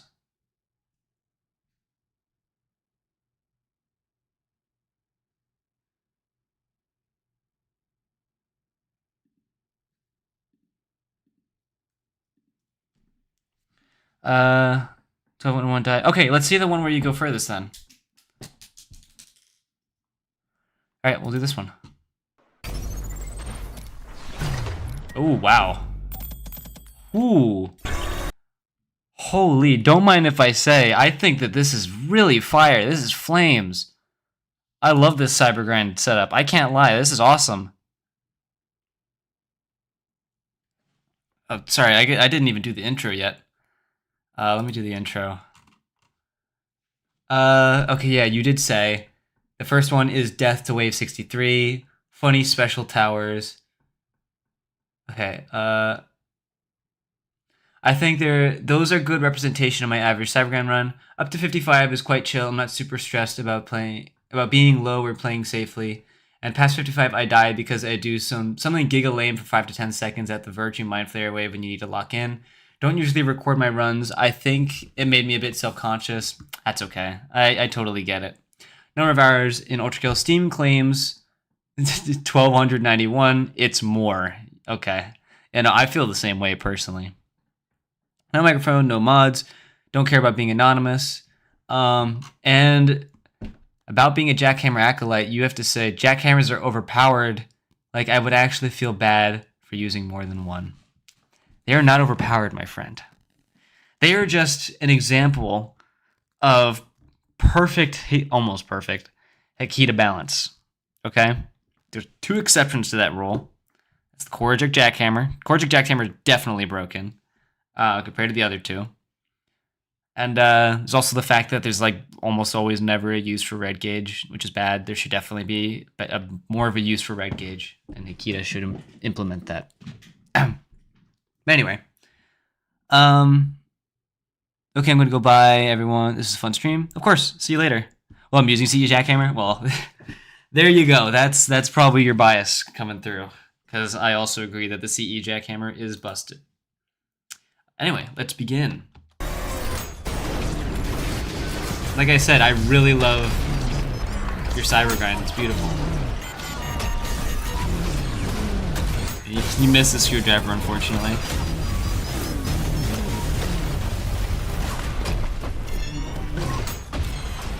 Oh, you gotta deal with that Gutterman. Nice parry for health. I like it. I like it. It's interesting. Interesting way to play, hunting down the mines. Hey, Snopey.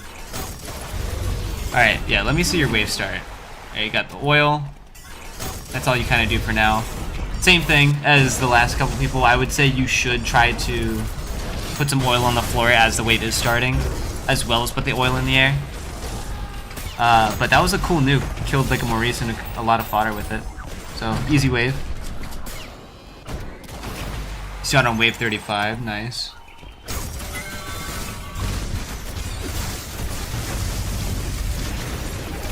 Ooh, yeah, you gotta be careful when you're hugging hideous masses like that, because Maurices will beam you if you're standing close to them like this.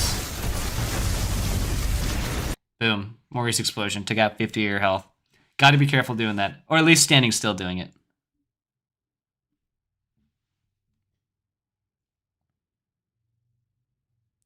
Do you know something about the Polaroid mod? Might have told you about it. Yes, I have. I've tried it out actually with some viewers. I might make a whole stream where I do something in it, but I just don't know what there is to do in the Polaroid mod, honestly. Gonna go because I'm gonna put on music for Cybergrind. Alright, see you later. Been fun, Equinox. Peak, yes. But that's just a small suggestion of avoiding Maurice explosions that way. It happens, obviously. You can't prepare for everything, but wow, that is a sight to behold. That was awesome.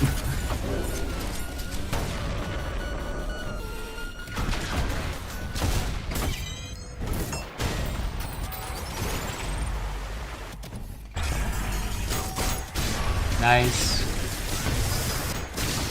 So, it seems like you like doing conduction immediately. You didn't get the conduction off, unfortunately.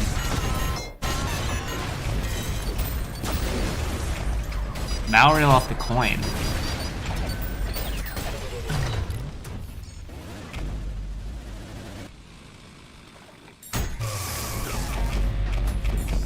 That was really mean.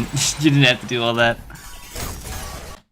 I keep half my tank for targeted use, but I generally don't get to do it because there's always something more immediate to deal with. Yes, and on the higher waves, it's going to be consistent. You do want to incorporate not only shooting up with your oil, but shooting the floor with it. Because by the time the whole arena has spawned in, you know where to be, where not to be, and you know where enemies are going to be walking through the most. So that's how you want to plan. Put your oil in those places.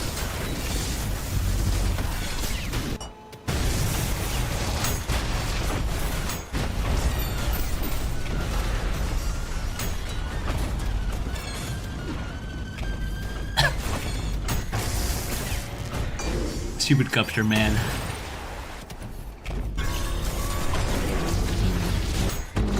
Nice parry.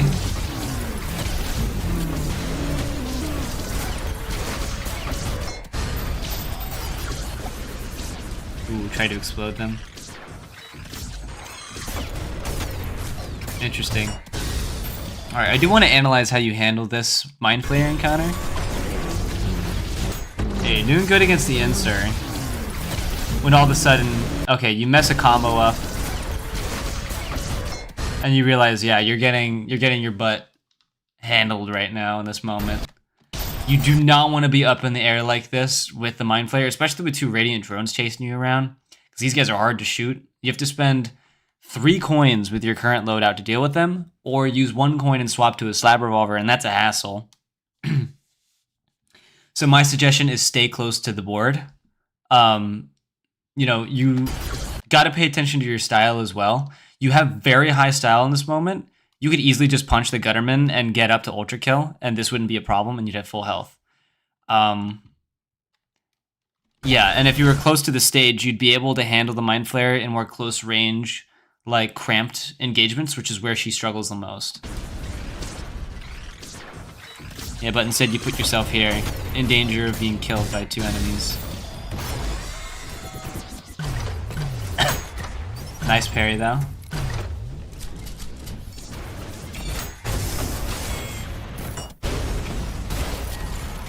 Poor Stray.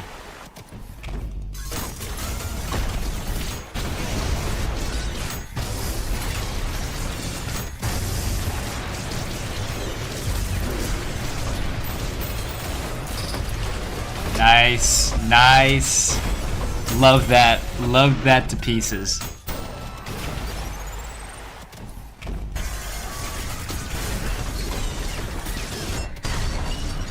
Nice.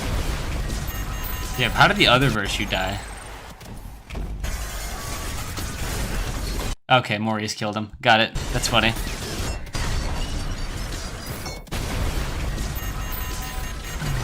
Hello, Zahid.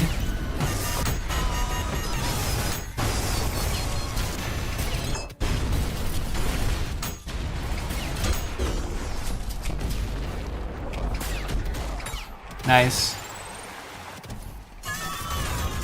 Alright, you got Ferryman. I think you already know how to handle Ferryman.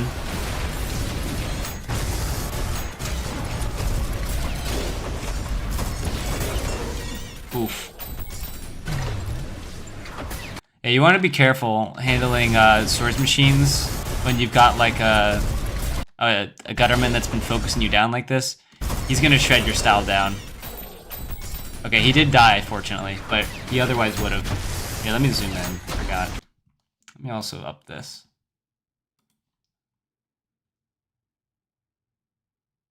There you go, that's better.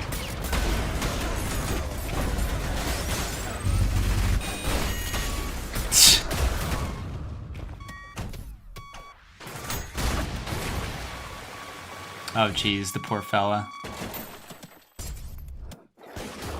There he goes. Bro, I just woke up. Welcome to the land of the living.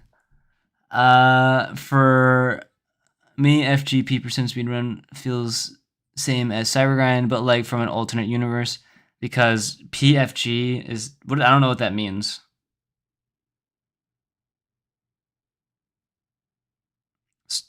It is so hard to, but it is completely different. Also, I completely suck at Cybergrind, so I told about FGP because it's funny too. Yeah, what is that? What is FGP P blah blah blah? Full game. Oh, full game P%. Oh, okay. I mean, yeah, I mean, in early Cybergrind, it can feel really, like, also, holy crap, that's so cool. But,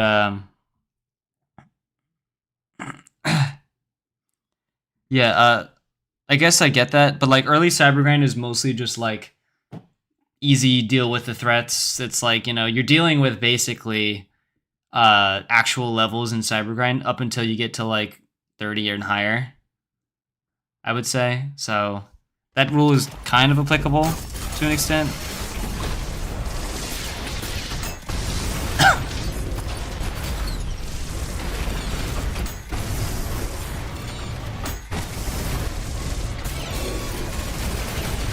Ooh, you could have gotten a good punch there. Again, pretty easy wave. Let's get this. Ooh. Insers, and 2 of them, I think.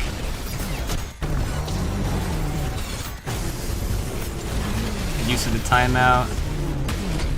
There's a mind flare on you, too. Nice parry. Nice parry. Yeah, you don't fully understand how to fight mind flares, I think. Also, let me check something. Oh, okay. Nice use of the screwdriver. Yeah, I think you definitely are gonna struggle a lot against mind flayers based on how you're playing.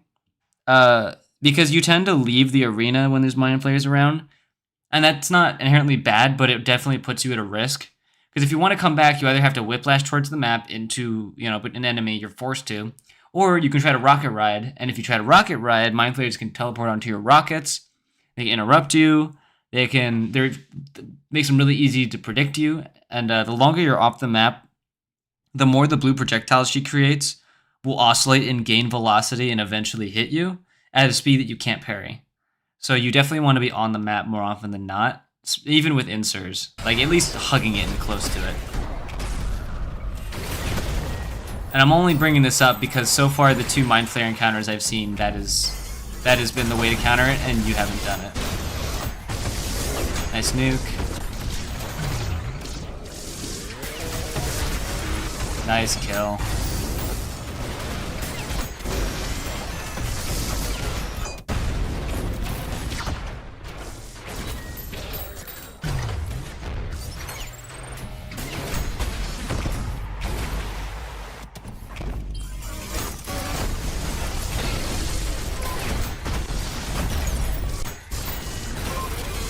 Alright, screwdriver on the gutter tank, nice. Did die though. I mean, it's a pretty easy done deal wave.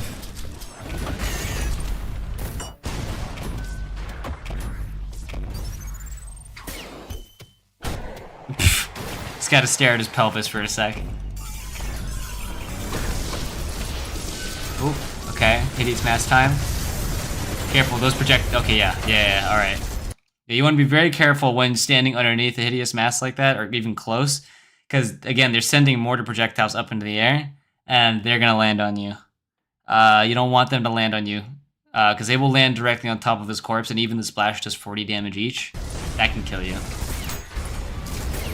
So, good thing for getting out of there, but you did overstay your welcome a bit. I would generally recommend using conduction to kill them.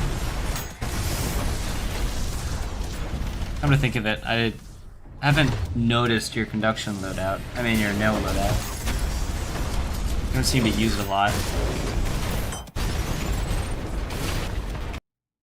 Oop. Uh-oh.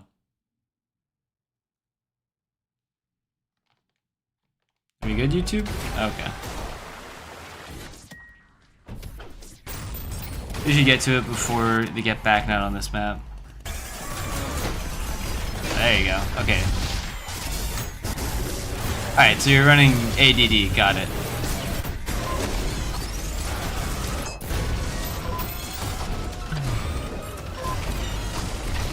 Interesting.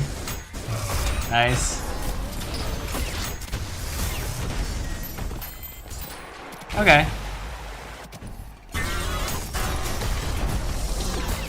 Okay, yeah, this is where you want to fight her. You want to fight her in this corner. And you want the insurrectionist to come to this corner too. This is definitely good. You're using the malicious faces as targets.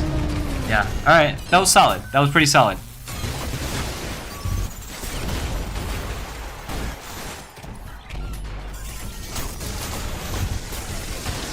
Yeah, when in need, don't feel afraid to just cling to the nearest malicious face and use him to just anchor style and health when this Mind Flayer is around. So don't feel bad about what you just did. Not that you would.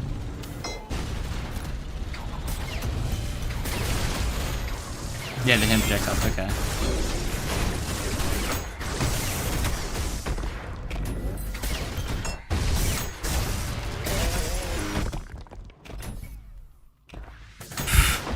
Poor fella.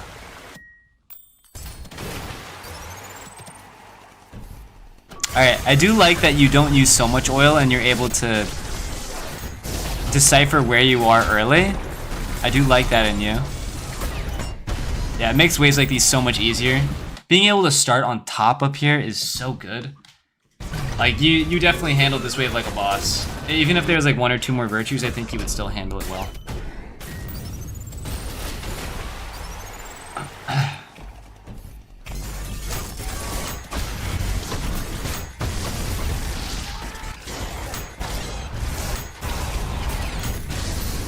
Pretty easy wave.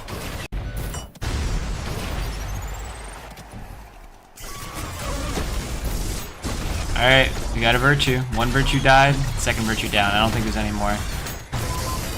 You're getting lucky with these virtues. They're all dying so fast to other enemies.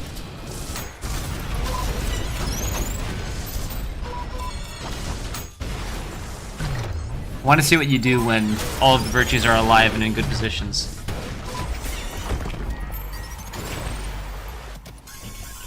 Yeah, you don't want to be here. There you go. Oof, oof. Yeah, you're getting bumped around. Okay, yeah. Here's where you want to be.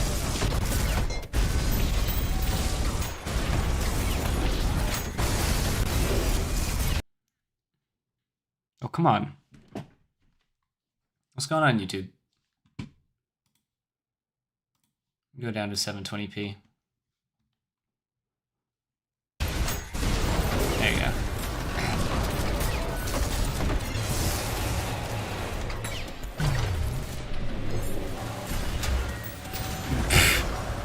Nice. Ooh, is that a... That wasn't a whip hop. You almost made me happy doing a whip hop. Thought you did.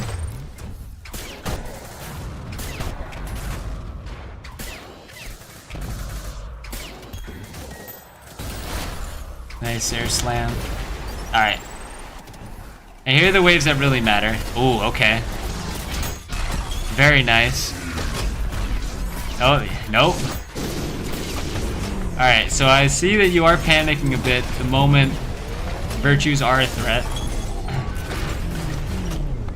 Yeah, look at that. The insert just killed his friend, I think. So that's 3 insers and 3 virtues. That was a crazy wave. And a ferryman. Almost got the chart back though. I'm saying whip hop. So here's what I mean. So if you have Maurice, jumping while whiplashing instead of whiplash canceling gives you velocity towards him. You can whiplash cancel for some speed, but whip hopping puts you up from like here. You just die. If Maurice is up here and he's shooting me down here, I can whip hop to get up to him without having to be underneath him. And additionally, I can parry his projectiles without putting my hammer on red gauge. So it has that benefit too, especially with hammers, but I would recommend doing whip hopping. It's also good for when you want to get back on stage. Instead of whiplash canceling, you can whip hop repeatedly to gain a vertical height.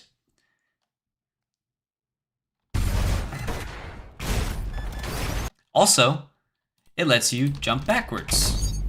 Fun little thing.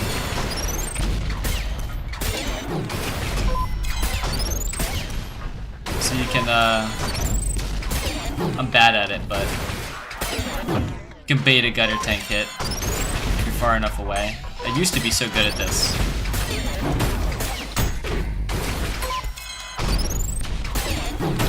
There you go, that's what I'm trying to do. You want to get the perfect distance, but... yeah, that's what you can do.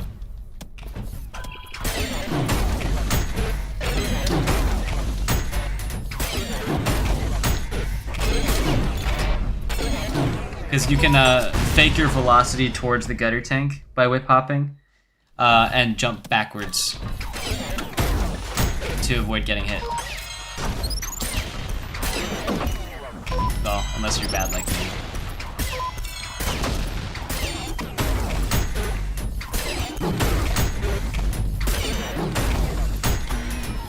There you go. That's what I was trying to do.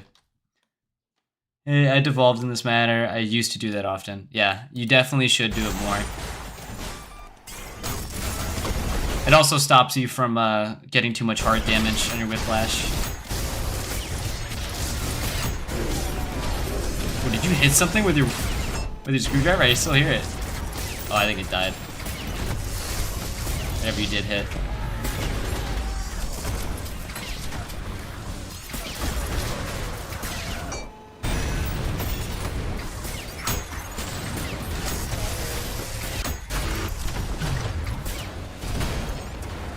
Pretty easy wave. Dude, poor fella.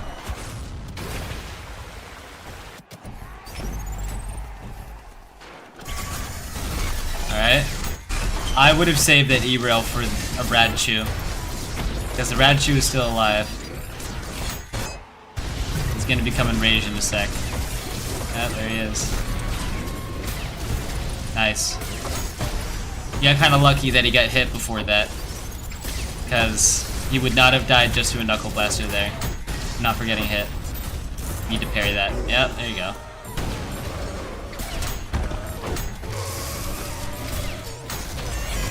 Very nice.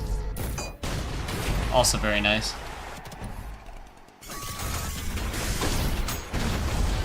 Oof. Okay, so you do this a lot. You used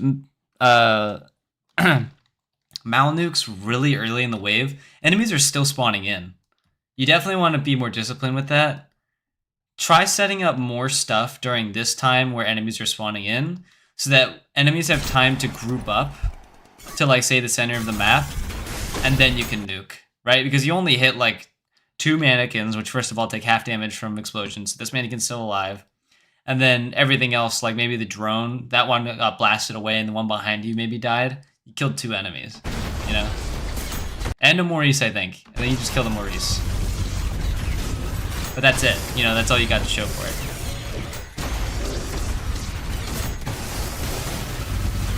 Now, if there was inserts and mind flayers on this wave, you would have basically done nothing, and you would be down, like, the need of a screwdriver or an E-rail for conduction.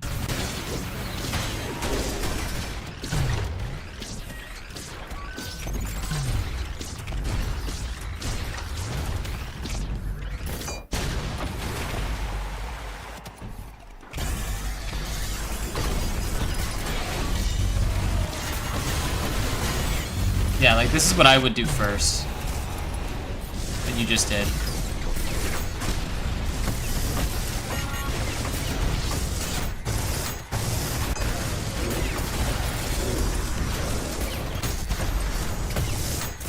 Ha! They just did a whip hop, actually. That's funny. Got it. Honestly, I did for the drones. They unnerved me if I had to go off stage in a freak accident.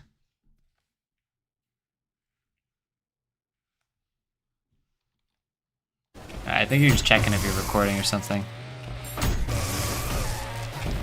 Was this a wave 63 run? Yeah, okay. Yeah, so you're in the, you don't want to be down there for sure.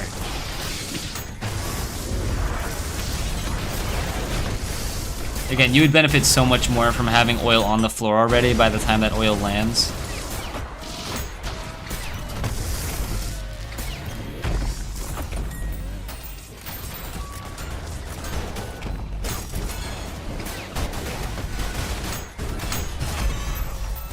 Sick.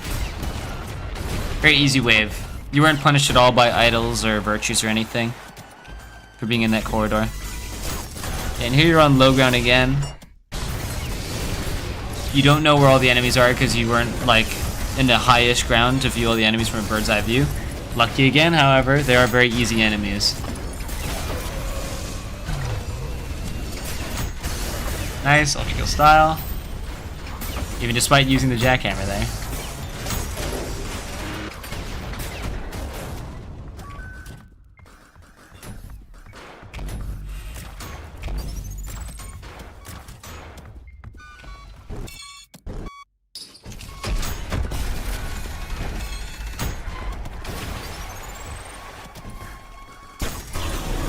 Okay, yeah, this is definitely a wave worth dying on. And unfortunately, has killed, but you were pushed all the way off the map.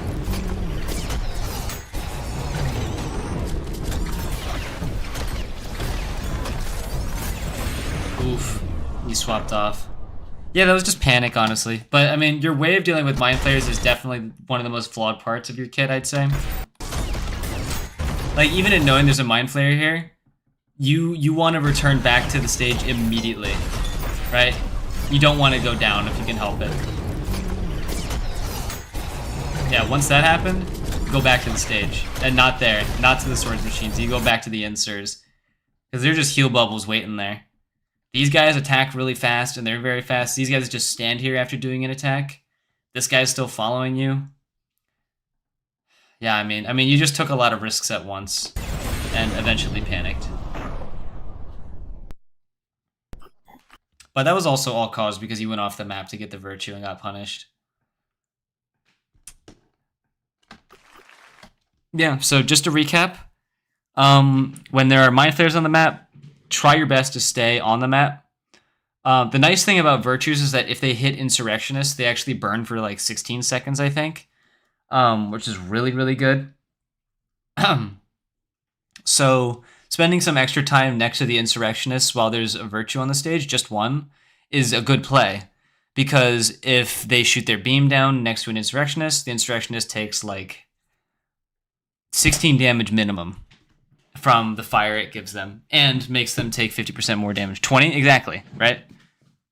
So 20 damage minimum. Those are two 55 health insurrectionists that take 50% extra damage. You know what I mean? So basically, if you narrow it down, it's almost 55 health, reduced by 1/3, which is like 37, something like that. 37 health inserts.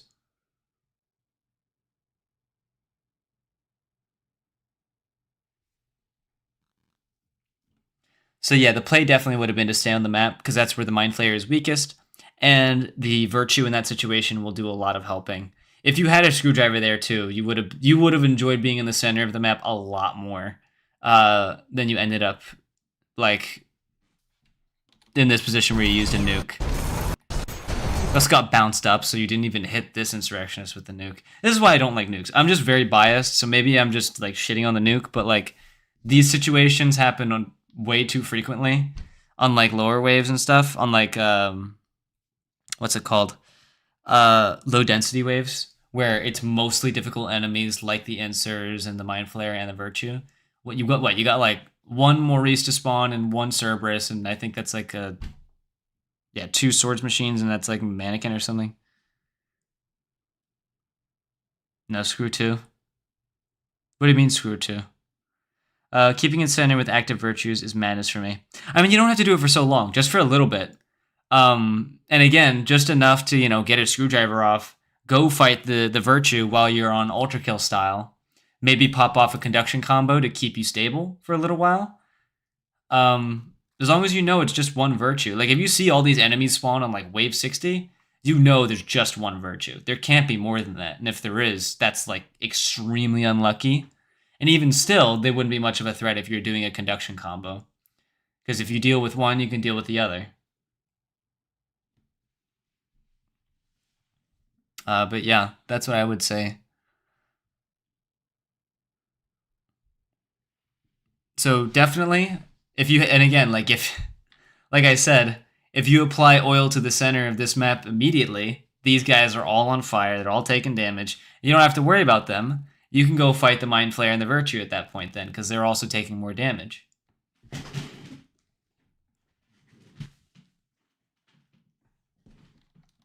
I guess, here, I could probably play some Cybergrind to show you what I mean a little better.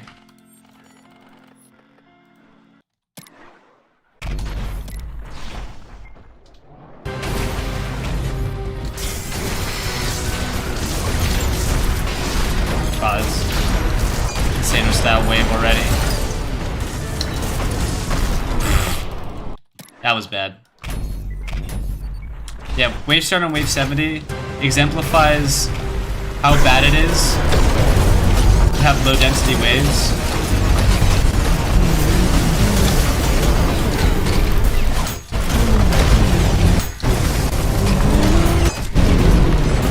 Yeah, like that Mind Flayer was just pinned in the corner the entire time. And boom. I turned that into a cakewalk because I stayed on the map where the Mind Flayer and the Virtues, the Mind Flayer and the Insurrectionists won't be able to hurt me.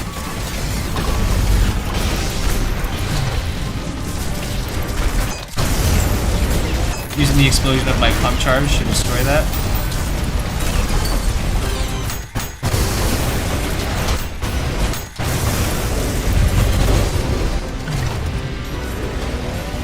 And because this map has so many pillars on it, I'm not spending time in the center of the map as much as humanly possible. I'm spending time on the outskirts. And then pushing enemies in the center if they are that deadly, like the Virtue.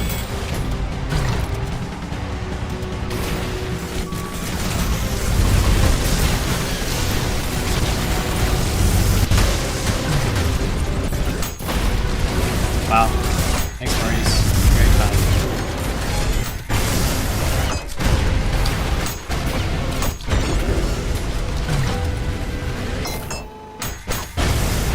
Boom. Got him in one shot. Absolutely beautiful.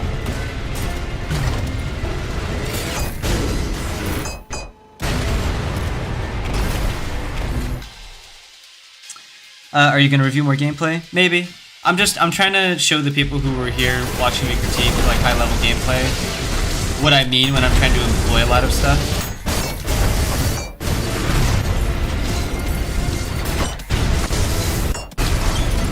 By the way, it takes 2 core / rocket hit scans to kill a Virtue like that, a Ratu. So some nice hit and run strats like that. Work out.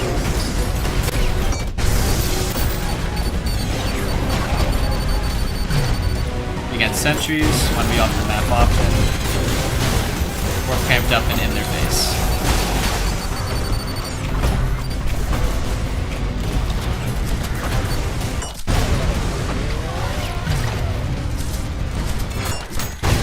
I might do one more Cybergrind review, not sure, maybe a short one.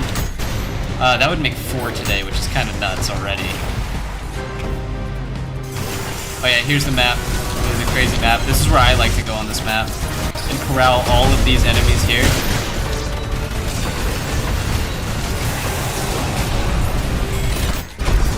Yep, and now I just have to deal with the enemies who are stuck up here, and all of the other enemies that were threatening, like that Maurice is now in the divot. Like there, and he's not threatening where he is. So I can deal with the ones on the pedestals who are stuck.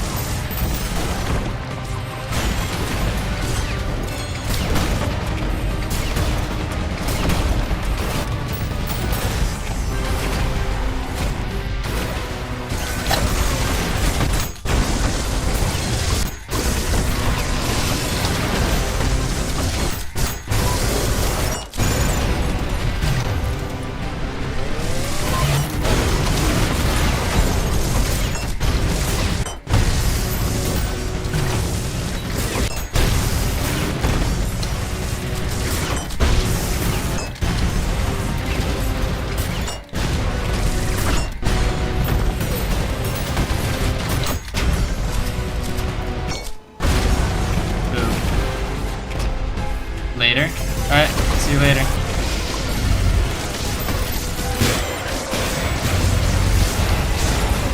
Alright, I think...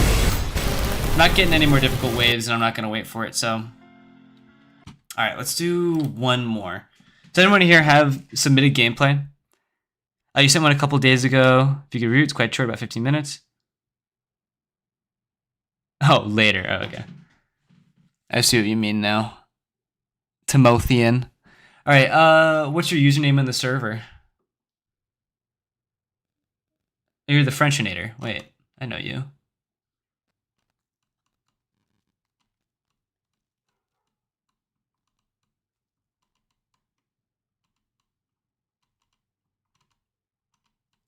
I think this is you. PB is 90. Yeah, all right. This is YouTube. Oh my god, this is an awesome thumbnail.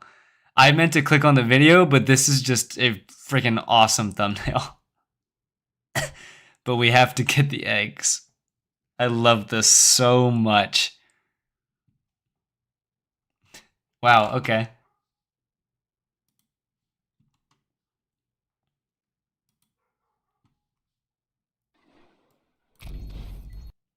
Yeah, this is animator and video creator. I'm subscribing. This looks awesome. Tech Sunday. Can I I'm gonna watch. Mind if I watch this? It's in the submissions unlisted.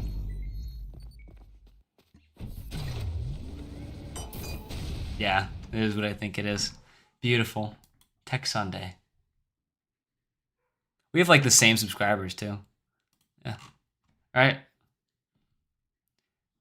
Oh my god, there's a bunch of... There's like a collection of things. Start number 1, I see. Attempt number 2, attempt number 3. Okay. Well, I guess we'll just go ahead. What do you have to say on the thing? Video info. I find getting to wave 70 to 76 to be my average. Nice. PB is 90. I mostly have difficulties with chasing down idols at the start of waves. I run out of dashes, as well as dealing with multiple heavy radiant enemies at once, mind flayers and insurrectionists. I have included clips of several hard waves, as well as other ones that showcase the parts I'm still weak at. I've edited the video in a way where there is always the wave number at the bottom right corner, along with the description of the main point of the clip. I tried to keep this as concise as possible. Okay. Number of hours, almost 400. No microphone. Modifying mods. Custom rank announcer. Okay.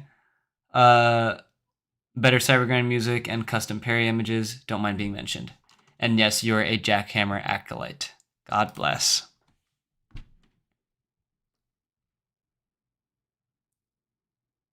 Okay. All right, let's see this then.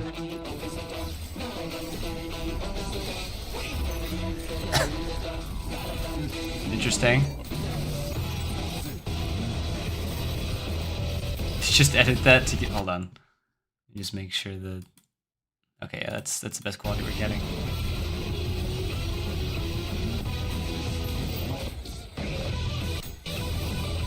Yeah, your parry flash is different for sure.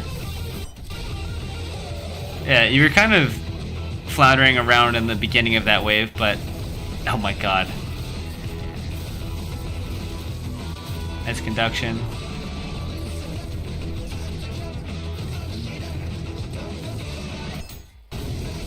Is that Ben?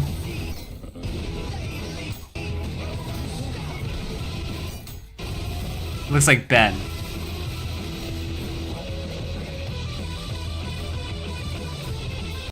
Yeah, so you can go up to 100p. I don't know if it's going to change much, though. Yeah, it's the bit rate that's bad. Probably because of the blood.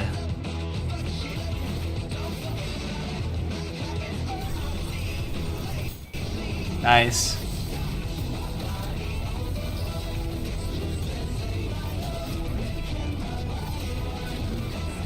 Interesting. I'm trying to gauge how you play. It is very strange.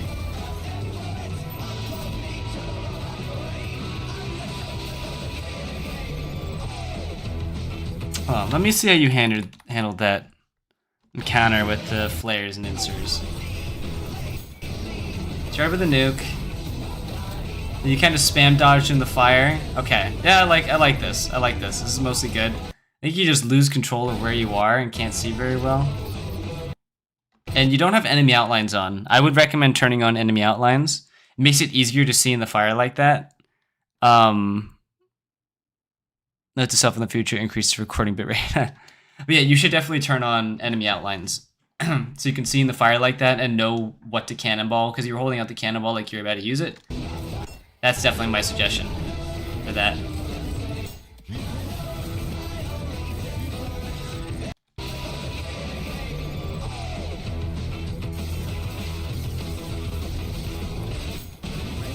Another nuke. Pretty good. I like that you're patient with your nukes. You wait until most enemies have spawned in.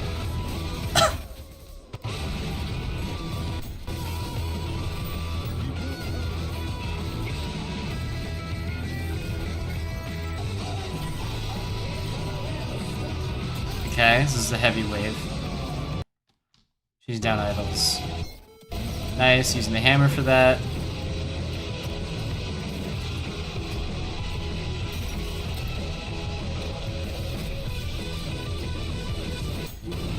Nice parry.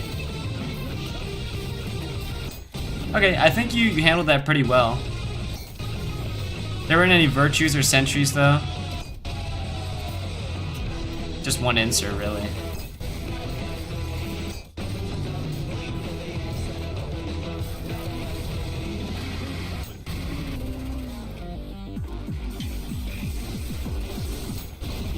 Interesting.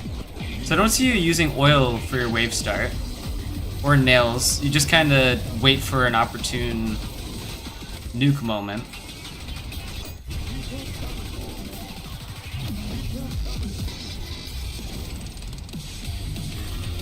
Okay, yeah, so you are using fire.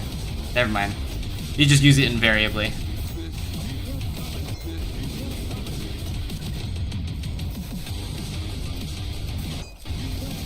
Okay, so you're dogfighting. Got it.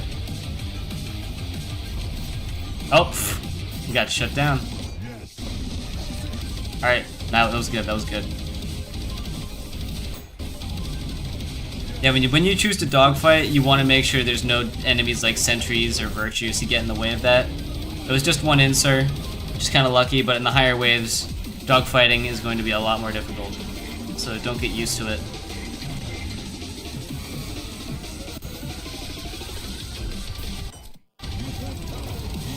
Yeah, and avoid using red gauge on Hideous Mass.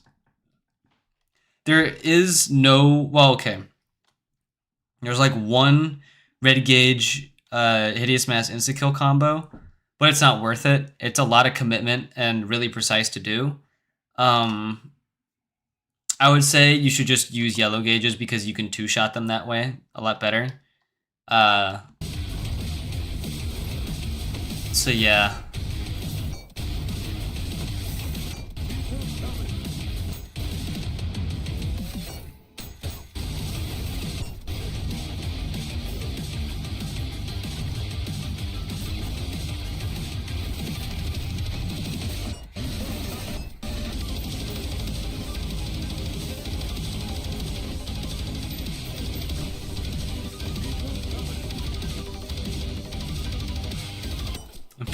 That was nice. This is a wave start for sure. Yeah, I'm not seeing enough. Oh, Jesus. Okay. Yeah, okay, you gotta realize in moments like these, when you're losing health a lot randomly, that is 100% due to Maurice's on the edge. Like, boom, that big explosion, that just dealt like a lot of damage to you. And yeah, you want to deal with the Maurice's first. Yep, there's another big explosion. You're getting bailed out by the fact that that was a really easy wave, but you don't want to get into that habit at all. I'm impressed by people that try a CG with blood on. Like, this visibility makes my blood boil. Yeah. Brocco, did you see the new image? The new image? What are you talking about? Oh, the new, what's it called? Screenshot Saturday image. Yes, I did see it. Very confusing, as per usual, so I'm not reading much into it. Flame screwdriver insert, my god. Well, it looks impressive on recording, but playing that myself, oh god. I feel that my idle chasing is unoptimal. Don't feel that way. I think the reason why that specific wave was really bad was because there were only like 4 enemies that spawned. You're running jackhammers, and normally when there's more enemies, you can use the jackhammers to blast onto other things, or use the whiplash to whip hop towards other idols. You definitely could have, however, used rocket riding to get around to all of the idols, because they were on like the corners, on the tops of parts, and that you couldn't get to without like doing like, you know, slow wall jumps and whatnot.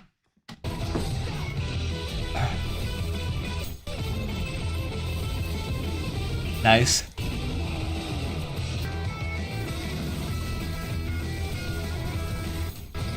Yeah, you're very patient with your nukes, but you don't do anything in the meantime.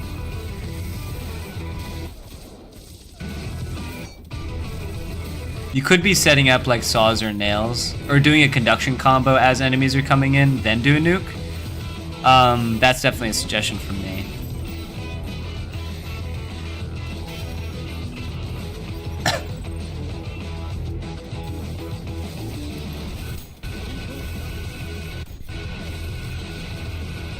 Another pretty easy wave. Yeah, you gotta get out of there. Yeah. At this point, yeah, okay, there's like 2 enraged Maurices and a Maurice over here. They're all charging their beam. And you still go in.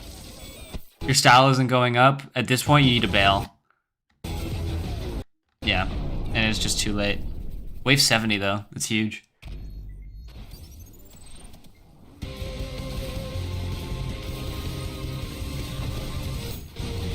Yeah, a lot of that is just like experience. Maurices are just the ultimate killer when there's like an absolute pile of enemies. And especially when you're in the center of the map, they're the ultimate killer. That's why I always suggest not playing in the center while there's many Maurices around.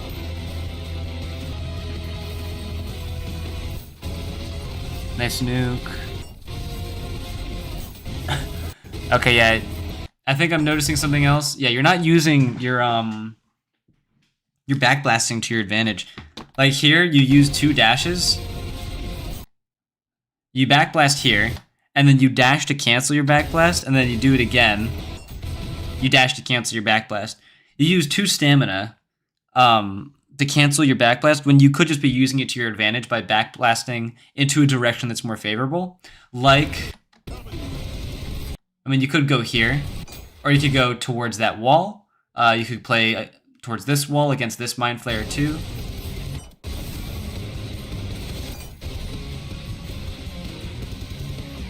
Oof. Ugh. Yeah, you just had the wrong rocket launcher pulled out. Now this is one of the waves that suck. You don't even have the jackhammer primed. That is not good. And you use a malicious use a malicious railgun on the virtue. What is that, 4 virtues? Yeah, it's 4 virtues. It's so gross. Yeah, the play here, you want to be charging your jackhammer. I don't know if you know. It's like the 3rd time I've shown this today. But the green jackhammer, its explosion can destroy idols, since you were talking about having problems with them earlier. Oh, where are they at? There they are. So, not only can its explosion deal with idols, right? You don't have to hit it directly. Additionally, if you red gauge towards an idol, it doesn't put your jackhammer on cooldown, right? Those are both advantages that are over the Knuckle Blaster and the Feedbacker, because you can backblast in a direction using an idol, like as a proxy for movement, and you can destroy a bunch of idols at once using this jackhammer.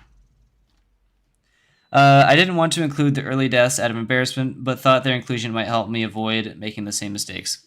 Yeah, so again, here, you just want to make sure you're using the jackhammer as well to destroy these idols. Not only will they help you reposition to the other idols. Yeah, because like there, imagine here, if you had hit this with the jackhammer, and you backblasted towards the final idol or towards the virtues. You know what I mean? Yes, the jackhammer can do that. It's awesome. So yeah, if you have the jackhammer in your hand especially, you want to use this and backblast towards the idols. Not in this area where all of the beams currently are.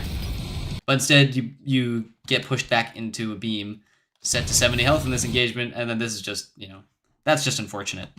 Pulling out the wrong rail cannon. But, what can you do in that position? I'm not going to critique you for your accidents.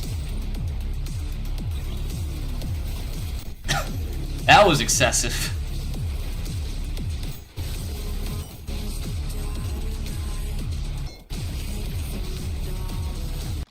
Yeah, I would definitely recommend hitting Hideous Mass Tails with the Korjek Jackhammer. Because that's a lot of damage. And you had multiple opportunities to do that. 3 of them will kill the Hideous Mass. So yeah, in that clip, I would definitely recommend using the Korjek Jackhammer not only for nukes, but also for hammer boosting. Because I haven't seen you do enough of that.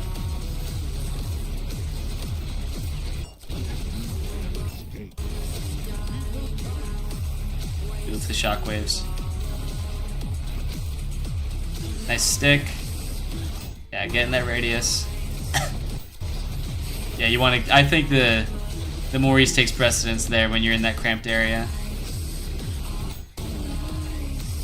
That was good. That was pretty textbook towards the end. Oof. Yeah, no. See, I think that's one of your problems. When you see a Mind Flayer, you nuke. I think when you see a Mind Flayer, you're supposed to either set up Conduction, then maybe nuke, or you're supposed to set up a Screwdriver. By the way, oops, I don't know what happened here. Screwdrivers are conductors, by the way. So if you set up Screwdriver and then do a Conduction combo, it's more damage. Just so you know. Why do I keep... What is this button I'm pressing that's causing that? Oh, it's V.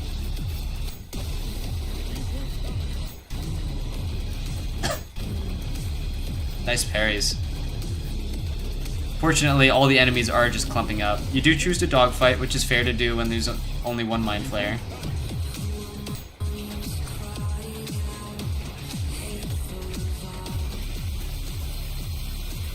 Oh my god, this music. Yep, you want to deal with that immediately. Another reason why nukes are not very good. Virtues get blasted away from explosions. It's the same reason why if you hit a virtue, like here, for instance, let's do this.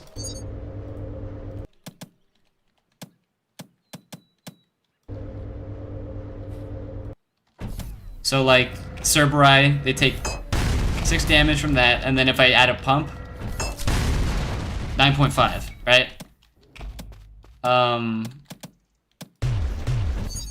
Now you can kill a virtue with a nuke. Hold on. I have the malicious rail cannon unequipped. That's how much you don't like it. You can kill a virtue with a nuke, obviously, if it's close enough. But it's for the same reason that if you do this, and you add a pump to this, it doesn't take damage from the 3.5 damage extra explosion because virtues get blasted away from the explosion. Now, let me just kill these two. If I do this, I think this is good. Yeah, that virtue should have died in the 13 damage thing. It was literally, and that virtue didn't even die either. I was directly next to it. This is like so sad. How much health does it have? Yeah, so it took like 8 damage roughly, like maybe 7. That one only took 4. It's really sad. Nukes do like nothing to virtues. So definitely try to change up your strategy when it comes to virtues.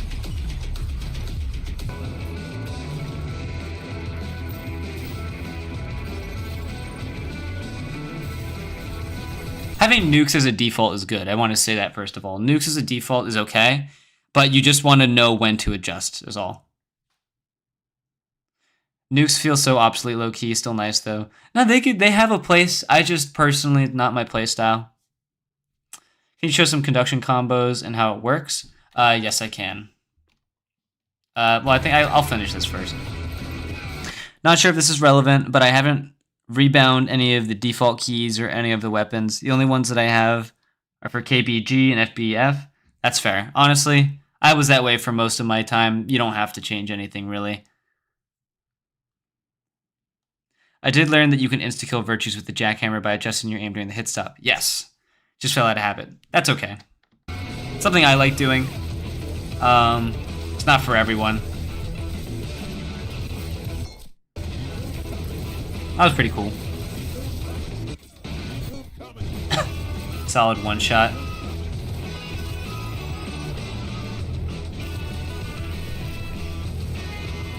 Yeah, I'd say don't focus on them, because if they die, you lose your screwdriver, yeah.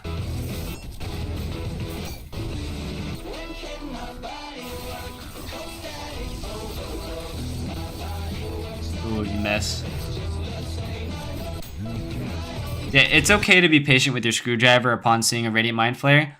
Like, if you don't see her for the first, 2 seconds, wait for her to teleport. Because remember, she would teleport literally on top of you. And while she's not enraged, she won't, spam teleport. She'll just do it once. If you're dogfighting, this is okay to do. Under the map as well. There's no virtues to ruin this, so solid. That is a sanded source machine, though. Okay, you're back. Nice. I think you got the double screw. Yeah, you have 2 screws. Nice. You're at ULTRAKILL style permanently. And that's just the beauty of screwdriver, ladies and gentlemen. It's just amazing. Yeah, that's an easy kill. Nice parry. That was clean. Honestly, I love how you did this wave. This was good. Yeah, it's okay to dogfight a Mind Flayer when there are specifically no idols, no virtues, and only 1 or 2 Mind Flayers. Those are the right conditions to do a dogfight, I would say. And sometimes Hideous Masks can get in the way, actually.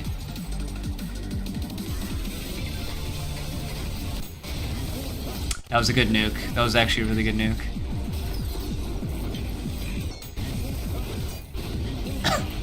Yeah, you want to play this corner if you can help it, because... okay, yeah, so... What I would have done in this position... Stay in this corner right here, because not only are you LOSing, and by LOS I mean blocking line of sight from the other 2 Maurices that are shooting over here, because they're both enraged, first of all. Taking those 2 fights is a bit rough when you're dealing with a Mind Flayer that's chasing you. And Radsir, if you're here, the Radsir has to come either around this corner or jump up and land here to fight you, or up here, right? In which case, he's revealing his position, and it's a lot easier to tell what he's about to do.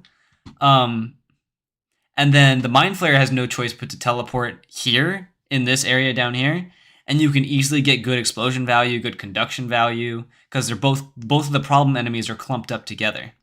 So right here is where you probably want to be. You do leave, and not only did you hit red gauge, right? That causes you to be in range of this insurrectionist. Instead of it having to come to you, you went to it, and now it can hit you from basically anywhere on the map. And it chooses to do its upswing, so that's rough. Okay, and now Jackhammer's on cooldown, so you end up wasting time pulling that thing out. You can dogfight here if you want. Okay, but she's at low health anyway. Oof. Yeah, those are rough to parry. Oh, jeez. That was clutch.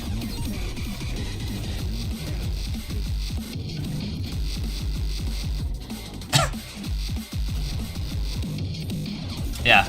Literally, this is the best position to be in against a Radsir. You can look up, glance up, see where he is, maybe see if he's about to land. Yep, there you go.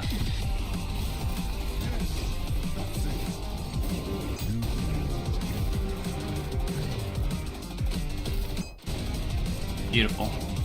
Yeah, another thing about insers, they the way they jump, they either do like a hop where they hold on. Jump. Yeah. And if they're up there for an extended period of time, that means they're about to attack and land where they're swinging, right? Jump again. And if it's a short hop, right, he's up there for a short period of time, you know he's about to land somewhere immediately. And he's not about to attack you from up there. So you can you want to listen and glance to know where the insters are landing and what attack they're doing, because if they're doing that slam attack with the rock, he's going to land right there. He always does. And you can set something up down there, set some oil up. Maybe there's enemies here. You can kite the enemies over here. You can plan a lot based on what an insert is about to do with its movement and based on the amount of time you have to prepare. You also should practice the parry timings of specifically Radsers.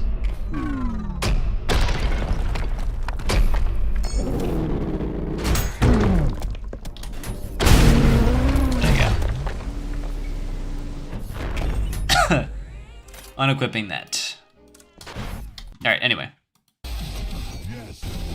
Yeah, because look, now he's in this corner, right? Where you want him. Oops, hold on. If he lands in this corner, imagine if the Mind Flayer and the Maurices were still alive, you could fight him in this corner alone without being pestered. Unless, you know, by the Mind Flayer, but at which point, if you're trying to use crowd control to deal with him, conduction right here would be so good. Unbelievably good right here. You can deal with the Mind Flayer without even dealing with her, and you get, like, with your style way up, and you're doing a lot of damage to him. Cybergrind players are so funny. What do you mean there's an enemy called Ratser? Let me catch up. I did learn that you can insta-kill Virtues with the jack. Oh, yeah? Screwdriver? I just submitted a thing, so I would like to see you analyze it whenever it's convenient for you. Also, it's my first analysis stream, so I don't know. How does it work? But I joined Discord. Did you follow the rules of the submission process? Because they are a little bit particular. Not super, but, you know. Hello, Murtax, and also hello, Bloodfuel Gaming. Screwdriver hate back when it was not warranted. Back then was not warranted. Okay, it received the buff like a year ago now, or like 2 years ago now. It was so, oh my god, it's disgusting ever since it got buffed. This style is so busted. It's not so busted. It's just really good in comparison to other rail cannons now. Cybergrind players are so funny. Yeah. Pre-violence, it wasn't good, though. Absolutely true. Absolutely true. What, it was like 10 or 12, 11 damage before, and the style wasn't good? Count me out. Yes, we did see... I saw the new screenshot. Couldn't imagine not having the driver at this point. Yeah, I know. But you can also take this fight slow. I mean, it's the only enemy left. Nice parry. Hey, you're gonna wait to... Okay, you nuke to ignite. And since you did ignite... So, two things about this map. You don't want to be down there as much as you can help it. And another thing, you did just put a lot of oil down, and you set it on fire, but you didn't play close to the oil. So the enemies just funneled away from the oil towards you. You gotta put your oil in places where enemies are gonna be running.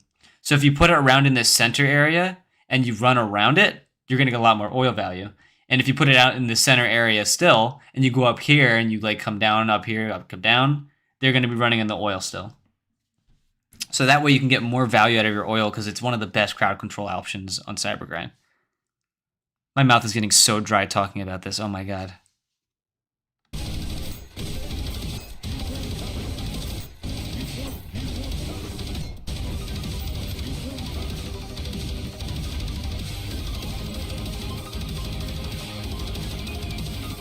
Cool, cool. All the threatening enemies are dead. Safe to do that on a high wave if you're panicked. Oh no. Oh my god. The sounds of several insurrectionists spawning is so loud. Yes, you are correct.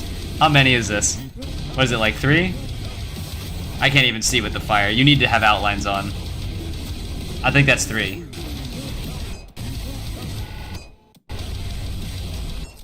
Nice, does a short hop. Yeah, that was 3 insers. I think the Radster's dead though. Oof. That was good. And now that the Mind Flayer's dead, you can freely go off the stage and fight the insers safely. That was good. That was honestly like mostly textbook, I'll say. I like what you did.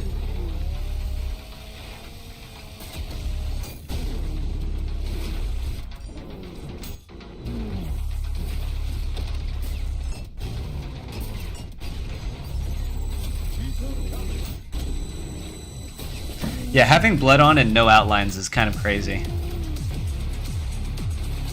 More crowd control. Nice. Although you gotta be careful because remember, yeah, this is the sniper map.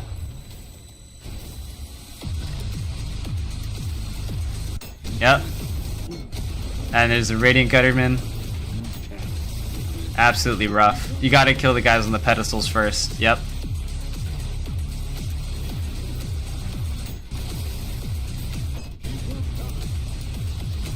Ignore that Gutterman, save him for style. Good kill. Yep. Textbook.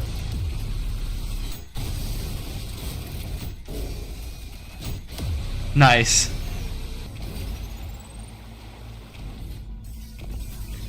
Yeah, again, I think that your oil placements can use some work. Should definitely focus on putting them in places where they matter more, as opposed to covering the whole map if you can help it.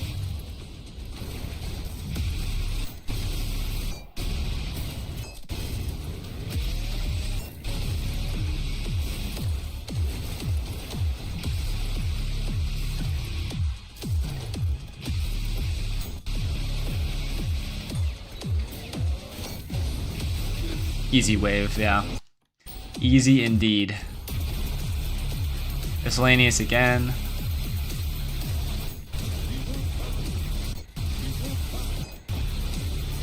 Seems like a pretty easy wave.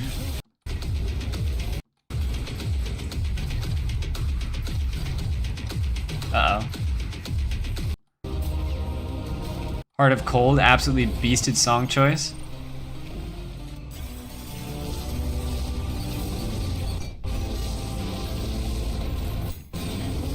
That was a pretty sweet nuke.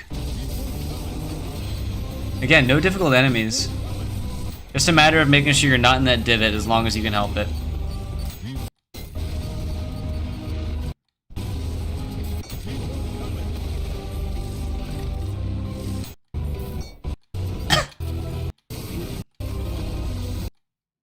Ooh, this is new. Yep. Okay, yeah. Very important. You want to make sure you're oiling underneath the Hideous Mass, because remember that oil on the floor does 1 damage per tick, and that's 2 ticks per second, versus oil on enemies does 0.5 damage per tick. So you get half value from oil on enemies versus oil on the floor, for those who don't know. Of course, it happens in this wave. Hope to see some more vertical map generation in Cybergrind after the night. I mean, I don't know about that. That'd be rough. I'm okay with the current vertical loadout of maps. Hope to see. Okay, the outline's on default, or do you have to turn those on? Wait, have you seen with the friends? See ya. All right, see ya. Goodbye, Murtax. I didn't know you can turn on outlines for showers, by the way. Yeah, you can. It's in the assist menu. A bit concerned how fluid will fraud feel with those potential constant gravity changes plus physics objectives like SRS balls, cores, and gibs. I trust Akita, but yeah, it will probably be very disorienting. Do y'all think fraud enemies are going to significantly shake up Cybergrind metas? They will, for sure. I think that more people are going to appreciate the sharpshooter when the Providence drops, because the projectile can be destroyed. Learning a lot. I've only been here for like 10 minutes. Nice, I'm glad. The encore levels have peak music, they absolutely do. The mod I used allows you to make the music turn more intense whenever a certain enemy spawns. Gotcha. That's really cool, actually. I like that. Hold on, I'm reloading my page. Alright, continuing.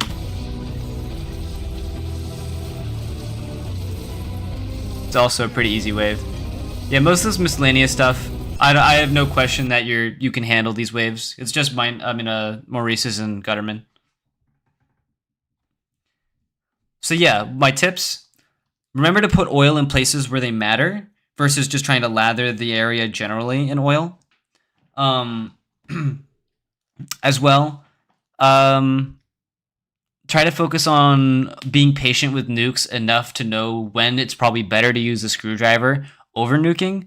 Like when you get insers and virtues and mind flayers. I think screwdriver and E-rail are a lot better in those scenarios. Yeah. Also better when you're not using them against idols.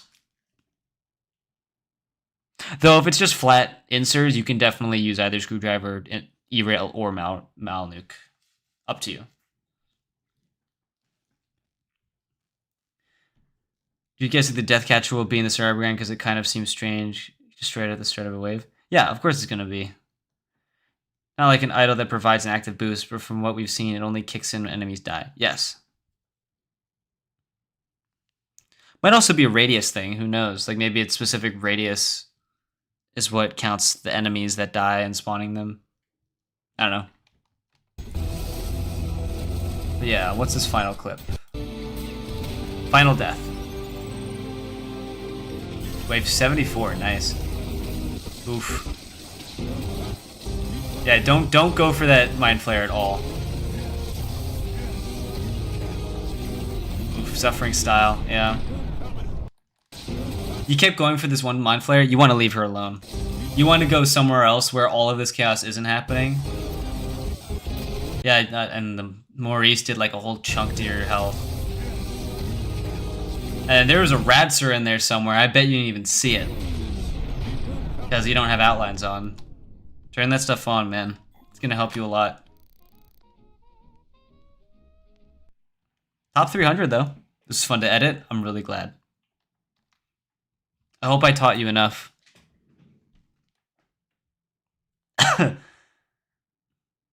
Oh yeah, also remember, idols with jackhammers and using your backblast to your advantage and not wasting red gauges. Probably set number of points of enemies can be kept revived at once. True.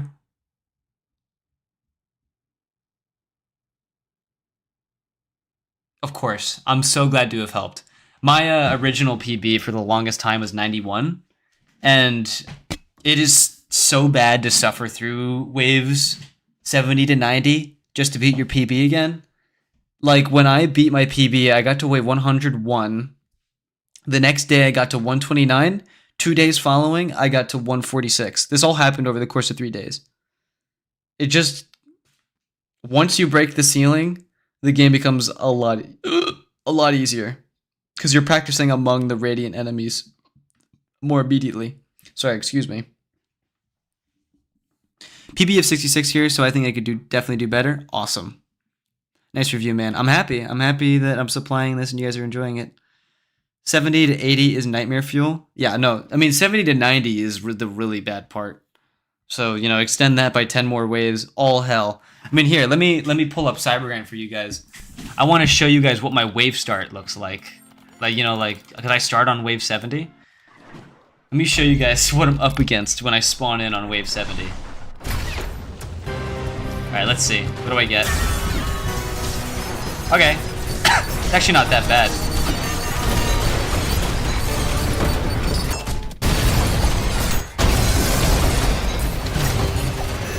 I was thinking I could fight this, but then the mind player.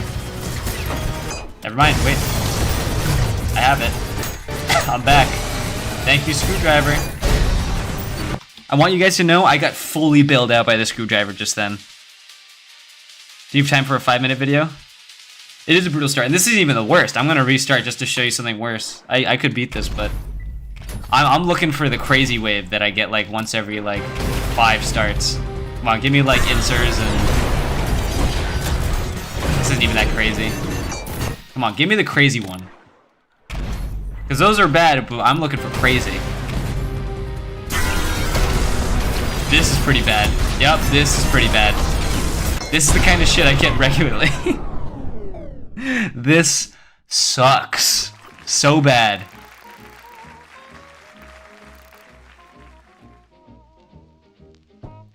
And that's just how wave 70 to 90 can go. Just like that. You get a wave like that, and guess what? Probably gonna lose. They're the absolute worst, yeah. But yeah, I was just showing you that. Do I have time for a 5-minute one?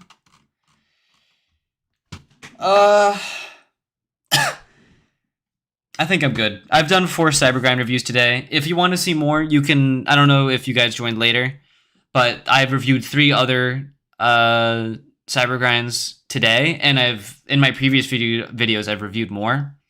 So I think I'm done reviewing Cybergrind stuff for now. Yeah, I think I might do stuff tomorrow, do another stream tomorrow. Maybe roughly the same time. I started at like 3 EST. I might start again at 3 EST. Maybe later, more noon. I don't think I'm leaving. No, I'm not leaving. I'm just not doing Cybergrind reviews right now. I do actually want to show you guys something. Weapon. Yeah. I want to show you guys my weapon tier list. Hold on, let me turn this off. This is a farce currently. What do we think? For those who are interested, I would join the Discord. Love the Cybergrind community. Awesome. Pump check is definitive upgrade. Listen, this is my favorite weapon in the entire game. I fucking love this weapon so much. God. Loving the bias tier? Yes. This is the tier, because I probably rank this weapon like in one of these 2 tiers, but it is just so good. It is also the base tier, by the way. It is both the base and the bias tier. But God, this weapon can do so much. I invented jack shots, I pioneered the double slams, and this weapon does all of that so good. So good, so good. You can one-shot Maurices with this. Radiant Maurices. It's so good. Joe should be a replaceable tier. I mean, I would also say so. But the thing about this is that it's weird. It's really, really weird. Because what makes the screwdriver so good is the fact that using the screwdriver makes all of your other weapons better. Right? Screwdriver makes all these other weapons so much better. This is good for just instant damage, instant style. This is good for just instant damage, instant style in 2 different ways, right? This is good for using it, and for the next 7.5 seconds, no matter what you do, everything else you use is good and better. You know what I mean? So it's just really weird to rank this weapon because it depends on how good the other weapons are. Super dependent. Super. Look, if you're a triple jackhammer enthusiast, it's an irreplaceable tier. This is like the best thing you can have. But on average, not in every playstyle, it's here. You know what I mean? It's very good at what it does. I haven't landed the blue rail cannon shot in months. That is literally me with the Mal rail. I literally have unequipped it for like the past 6 months or so. KV should be irreplaceable? I don't know. I don't know if it should be. It's not on the same level as these 2. It's really good at what it does, but the moments that this comes up in are very dependent on the circumstance. Like, you only use it for the Gutterman, you use it for specific kill confirms, you use it to destroy clumps of idols or even one idol if you're getting a lot of projectiles sent at you. You use it to maybe chase away Mind Flayer projectiles or malicious face projectiles. Those are all good things you can do with this, but at the same time, you're not using these 2 arms when you're using this arm. You know what I mean? So I've been struggling to find how to really use a marksman effectively. Any tips? Conduction, first of all, really good. Also really good with railcoin combos. In general, they're also really good for just finishing kills. I really like the alt marksman because it does 5 damage to virtues. Default marksman doesn't do nearly as much damage to virtues. Yeah, screw you, dude. Like, look. right? Does 5 damage, and with 2 more coins, I can kill 2 virtues. Made the sharpshooter? Yeah, but look. This is what I mean. And now if I spawn these 2 in... Hold on. Use the default. Yeah, I missed a couple split coins. But with 4 coins, you can't kill 2 virtues. They take 2 damage each from coins. So it's just absolute buns using virtues. And on rad shoes, it's even worse. I would say for the sharpshooter, there are a lot of good enemies to use it on. You can use it on Swords Machine. Hold on, let me pull out the right weapon. You can use it to detonate his shotgun projectiles. Very good. Very awesome.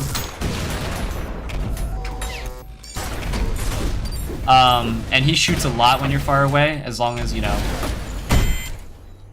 he's not at, like, half health or lower. Obviously good against Maurice. Right, you get that kill. You can do it on Hideous Masses as well. Okay, it's just tight timing. But you can dispel all of his orbs. Let's try to get him to enrage. Yeah, if he's like tossing up a bunch of orbs, you can do that to dispel some. Specifically when they're in clumps, but not nearly as good. But the final one that I wanted to show is the Mind Flare. Very good against her.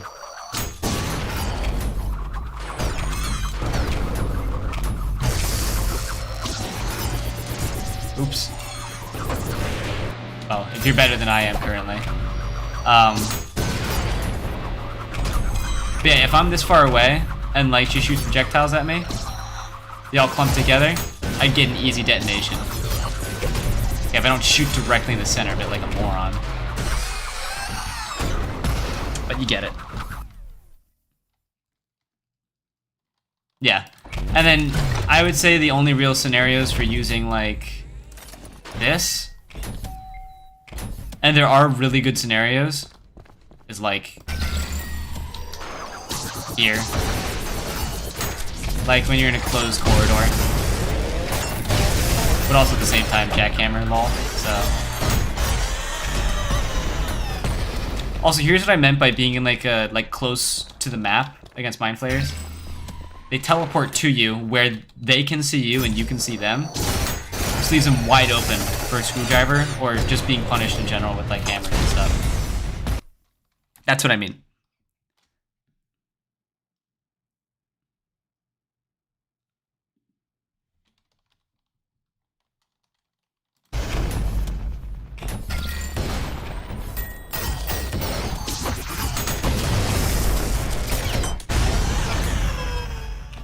But yeah, you can add the Slarp or the Sharpshooter to your combos, in between your combos, because the whip out time, boom, boom, boom. You can destroy 3 projectiles back to back if you want.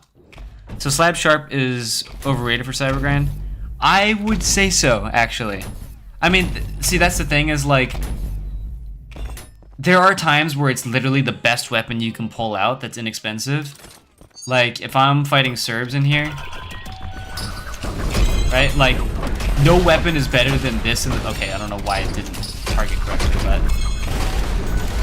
No weapon is better than this in the moment, obviously. So, you know. But that's kind of its only niche use, is like, when the right lineup occurs, it is literally the best thing you can pull out. Which is why I put them both in this tier. They both have different uses. It does also have good coin DPS, if you can be patient enough for the combo. You can one-shot Gutter Tanks, Gutterman pretty nicely. It's also decent against Insurs. You can get like a nice 30 damage combo. But yeah, something that surprises a lot of people, these two, the Jumpstart Saw Blade, Jump Saw, and the Jump Nail, these two are next to each other. They're both equally as good as one another, despite what everyone may think.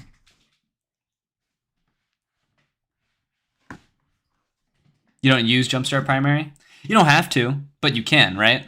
See, here's the thing. With me, the reason why I like having this is because if enemies are spawning in, boom, right? I can use this and reliably get good saws. Okay, normally there's obstacles in the way and they don't just run away like that, but I can use that and still have my blue saws. Right here, let me destroy this. A more realistic scenario. Like if I'm over here, enemies are spawning in. I can preserve my blue saws and still get the conduction combo. And then when I use it again, I can use my blue saws to activate the combo again. Okay, my blue nails went away. This is very unrealistic for a Cybergrind, but you get what I'm trying to say. Because this is limited in number, and they replenish very slowly. And you want to use saws to proc your jumpstart, so you can get the 10 damage. As an insert, it's practically invaluable. The 10 damage from the jumpstart is something you want to get, because most people would just use like this.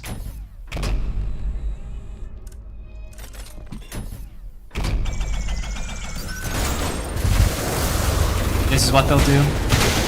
And they think that's good conduction value. It's just okay.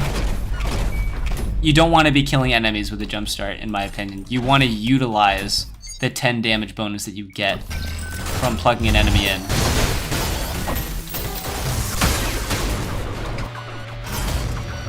Oh my god. But yeah. I do this every chance I get, yeah. Use other nail guns for their upsize. Well, I mean, it's only one nail gun that's really good. It's the overheat. The overheat has everything that these two don't have.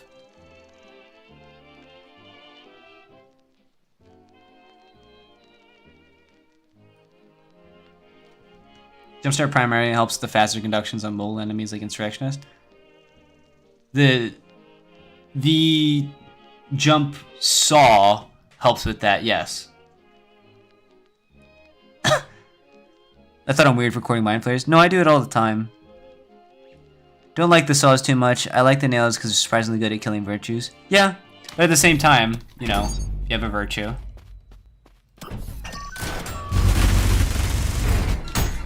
Overheat does it better.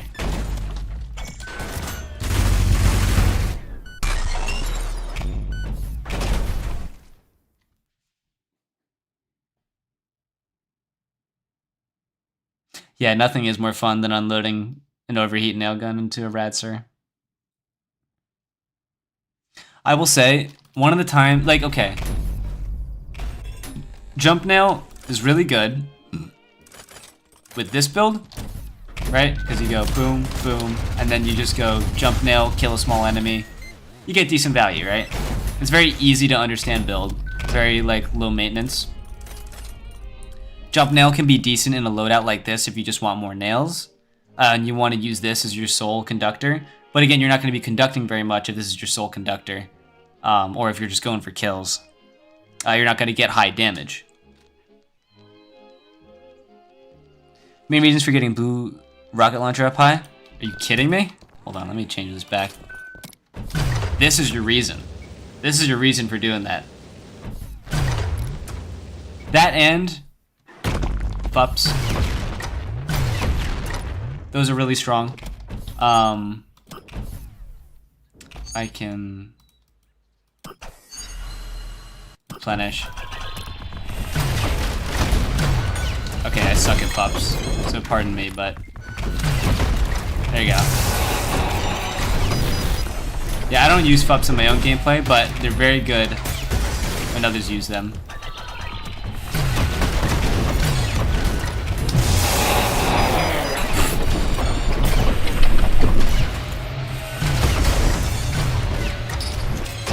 I suck at Fups so bad.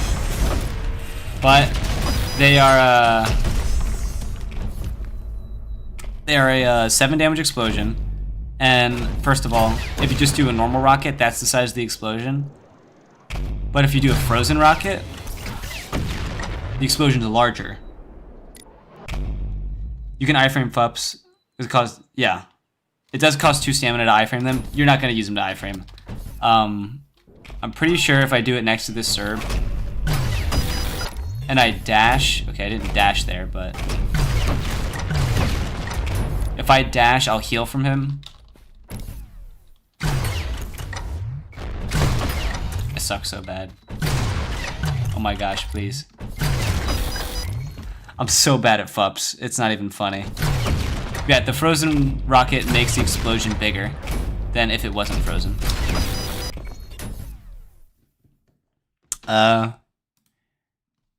Yeah, this is the list. Sorry, I'm getting tired right now. So how many ideal Cybergrind builds are there? For nails? I'd say the ideal ones, there's like 4 maybe. This is good. This is what people have dubbed Neuron Activator, which surprisingly got popular after I made my Neuron Activator video showcasing this loadout. A lot of people started running it after that. So this is really good. Then there's this, which is just slightly modified. Also really good. You just have more nails, probably want to conduct less, but make it stronger conduction, like maybe once. In like an optimal setup. And then there's triple nail gun, which is what some high-level Cybergrind players use. They do it just to like get focus fire damage because they think that the saws are too unreliable. Personally, I disagree. I think you just have to have the right placements and the right playstyle. But I guess they don't care to focus on that in their playstyles, so they use this, and this is just really good for conduction and focus fire. And then finally, there's this, which is the only one that uses the overheat saw blade. Because it's really inexpensive. You don't have to focus on much of anything. You just set this up in the beginning of the wave, and like, you know, whichever unfortunate soul is here, they get mega popped, and if anyone else spends time here, they also die. But most builds use the overheat nail gun, like me. Is the side marksman really that good? This is me downplaying it. I'm genuinely curious on the value compared to the regular. Again, I like using it because it's always... Okay, well I fucked it up, but... On a split, it's always 5 damage. Let me do it correctly. I suck so bad. Kill me.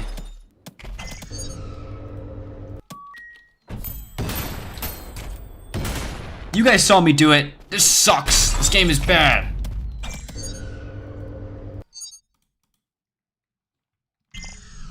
Here. I'm so bad. Horrible. Horrible, sucky brocolite. There you go.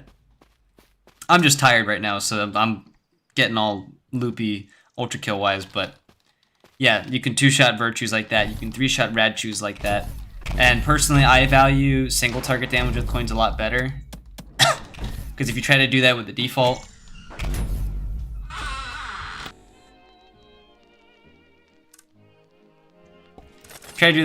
it's not nearly as good.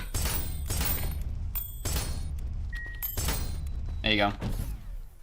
Takes all 4 coins to kill them. And they're one of the threatening enemies. The only thing that it's really good against, the default, these 2 enemies.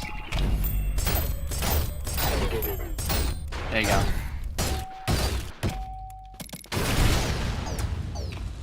Only 2 enemies it's good against.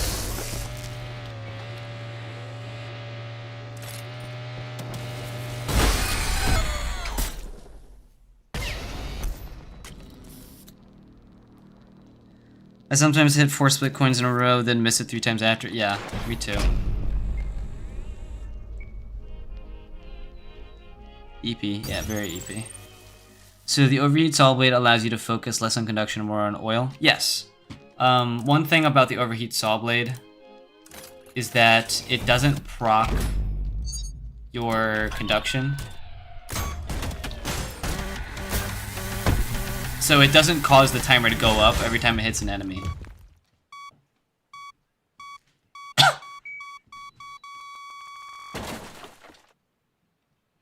And that's very bad because most other saws, the other two saws in the game, do increase or decrease the timer when they hit an enemy.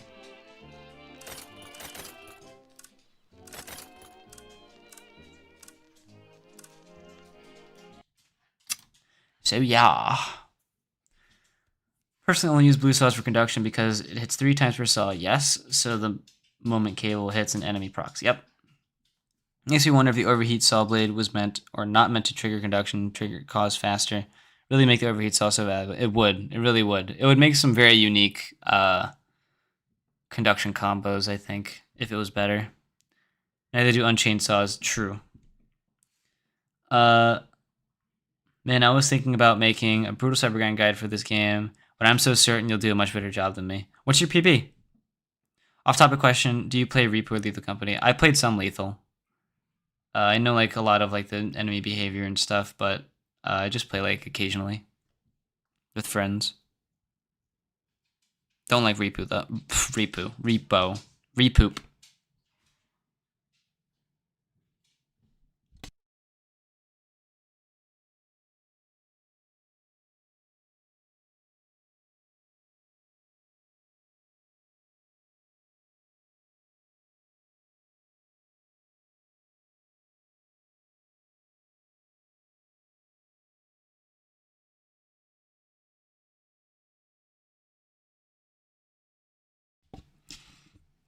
Are you a vanilla bitch?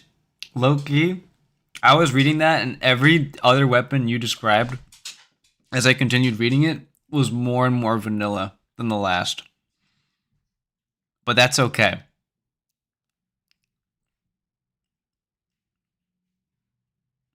I would say, however, do not use the Korjik shotgun. Use the sawed-on shotgun if you want a shotgun, or the pump shotgun if you want the shotgun. Korjak shotgun is the literally one of the worst weapons in the game, in my opinion. It sucks so bad. The PB sucks. It's like 67. It shows 187 and 97 because multiplayer and starting on wave 85. Ah, gotcha. Yeah, more guides are always welcome anyway. And if you want, I can always criticize your gameplay, and you can describe what you learned through that in a video. That would be, I would genuinely watch that. That sounds awesome. Like, a lot of people have told me that they've gotten PBs after I've given them some suggestions on how to improve. I think you could easily PB to 70, 79, something like that. And you could easily make a video like, here's what I learned about Cybergrind. Especially because like wave 70 to 90 is like hell. So if you play through that, you'll learn a lot. Funny how those preferences probably flip at speedrunning. No, they absolutely do. This is completely a Cybergrind tier list. Gee, CE shotguns like the glue of speedruns, yeah.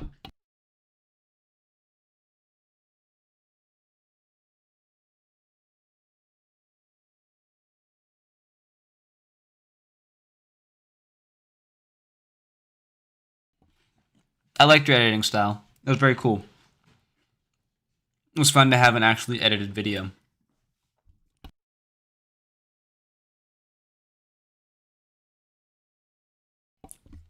I'm glad you found it too.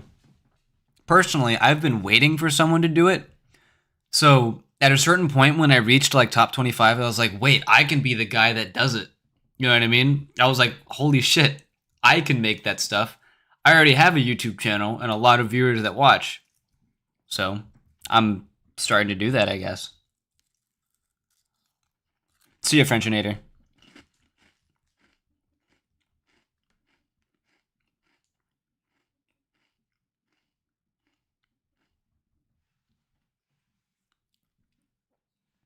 Also, I think what you do is awesome. I discovered you because of the review vid. I'm so happy. You might have seen some of my other videos, though. I won't lie. A lot of people have told me that they've seen my other videos and didn't know that was me until my review video. and then joined my server and were like, holy shit, you're the guy that did the Jack Shots video or the Death Star video. And I was like, yeah, that's me.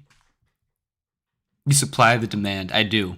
I didn't think I could, but I can. And all of you can too. I don't know, my brain just doesn't brain with the blue jackhammer, probably because I core snipe around a time. The jackhammer doesn't give that amount of control. True, but hammer boosts are just as good, if not better. I mean, I don't know if you know you can do this, but... What about that? It's 10 damage right there. With that, you can one-shot sentries. That's pretty sick. Why would you need to core snipe if you can do that?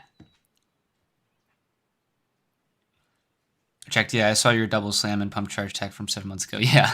Alright, see ya. So for a video guide idea, what niche are people looking for? Like waves most people struggle on. It seems like people most want help with, like, I mean, obviously the hard stuff, like insers, idols, mind flares. People don't really need help on stalkers. I think stalker counterplay is pretty simple. And then, yeah, virtues. And then I have mostly answers for all of those except virtues. Virtues just straight up have no counterplay except kill them. So that's sad.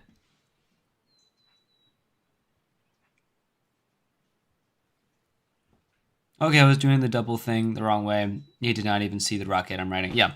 Or just barely have the rocket showing on the tip of your screen. It just generally needs to be perpendicular to where you're firing it. Oops, I did that wrong. Right? Perpendicular. By perpendicular, I mean like that shape. Like creating an X. Where one thing, I don't know, you guys probably know what perpendicular means. I'm just, for those who don't speak English natively. Yellow arm, save us, please. No, I want the yellow arm so bad, specifically because I want to make so many videos about yellow arm jackhammer tech. It's going to be great. I'm going to pioneer so much shit, I swear. You've heard it asked a million times, but is there a good way to practice insta writing? Definitely a piece I'm missing. It'll come with experience, first of all. But I think one tip, I can give you one tip. Obviously, you want to look horizontally, right? 15 degrees down is my tip. That's my tip. Look 15 degrees down. You'll get it pretty much every time as long as you know the freeze frame and shoot timing.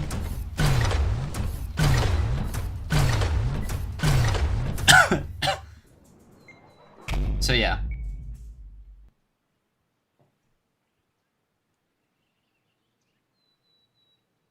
Okay, I'm going to practice that when I get the chance. Of course. Yeah.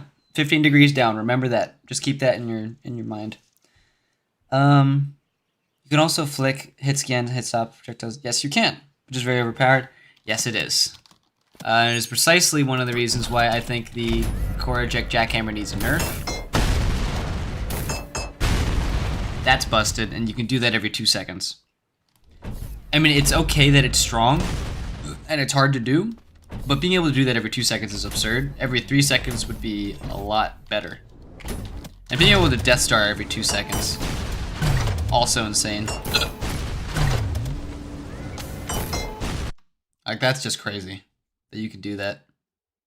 I think it does need a nerf. Just a slight one. Just a small one. To incentivize people not to just use this thing repeatedly. And in doing so, you can buff the core eject shotgun. Because if you make all cores do 5 damage normally, then you can apply a 3-second cooldown to the core eject shotgun, at which point you'll be able to increase nuke damage. You'll be able to increase damage you get from snipes, right? And you won't change the damage from the hit scan of the core used from this weapon. In which case, there are times where you would want to use the secondary over using the P boost, the primary of the shotgun, which to me sounds a lot better than its current state, where it's literally a P boost but worse, unless you want to take the 0.8 seconds out of your day to do 7 damage, in which case just fuck. You know what I mean? Larger radius. You can do it in a quarter of a second. You do it repeatedly. And I mean, I guess you take damage. That's the only weakness, but it's just better. Yep, exactly.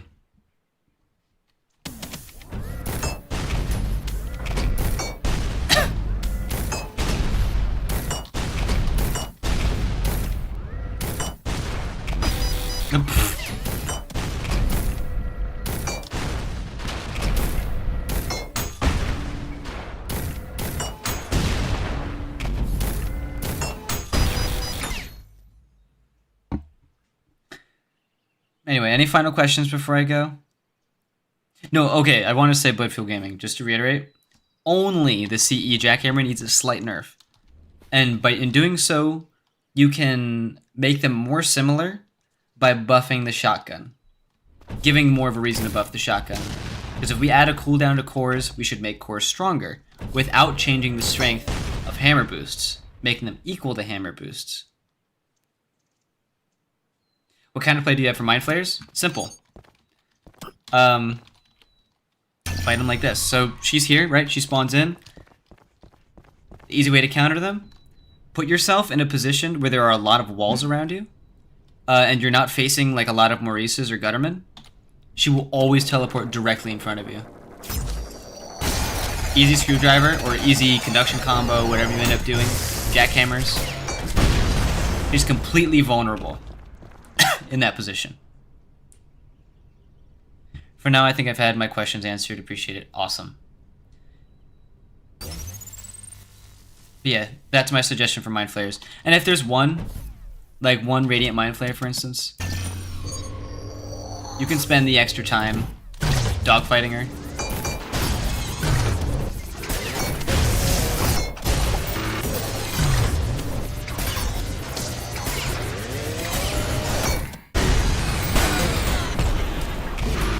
Right, fighting her in the air, underneath or next to the stage, preferably not on stage, because you just die to everything else.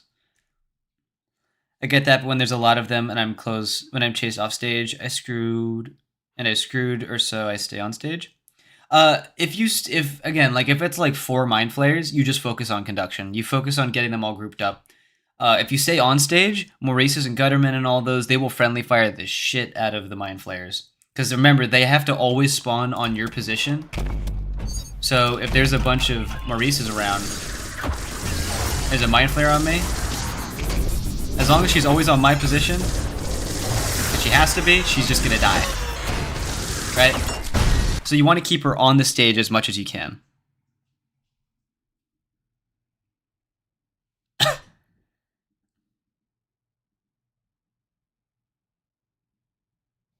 Awesome. Honestly, no nerfs enter my brain except the severe one, deletion of the double malicious thing on core eject. So I want to know, what's your idea for the CE Jackhammer nerf? Yeah, CE Jackhammer nerf is literally just simple as, decreasing the cooldown to 3 seconds. That's it. Because 2 seconds is too short. 2 seconds is you could do that, set up oil, swap back, do it again. Set up oil again, nails, swap back, do it again, oil, nails, swap back, do it again. It's literally the best thing you can do.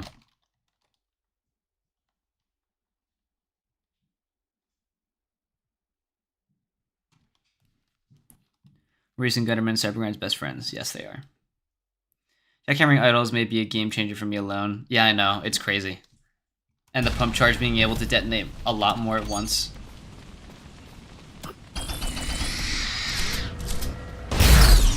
Love it. Yes, I definitely will. I'm sort of like trying to get my opinions together. I think this tier list is correct. I think this is the right tier list.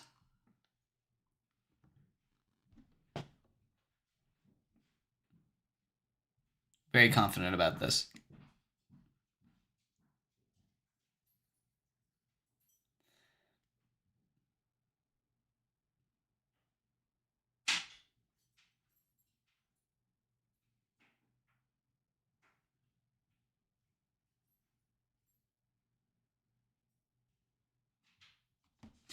Also, your pump charge hit stop tech. Yeah, I know. Oh, I love doing. Yeah, I didn't do it right there.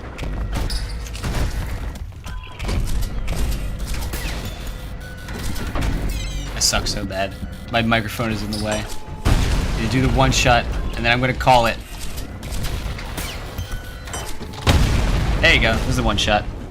Yay! Such a free dopamine thing. Absolutely.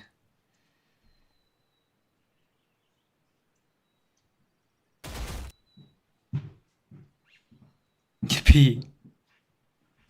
Yeah, that's you're confusing the one shot? Check out my double slam video. Gotta check out my double slam video. In fact, I can put it on right now if you want.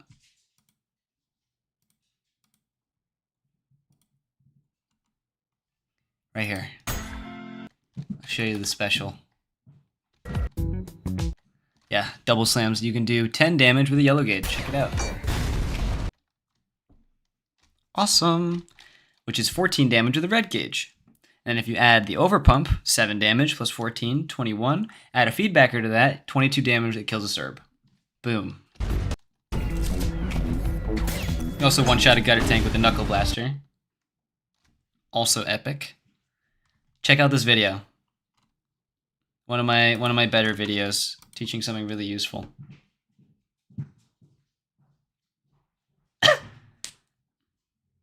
Yeah, the pumping during his stop. I know that's what you meant, yeah. Because doing so, you can get to an overpump state faster than the shotgun.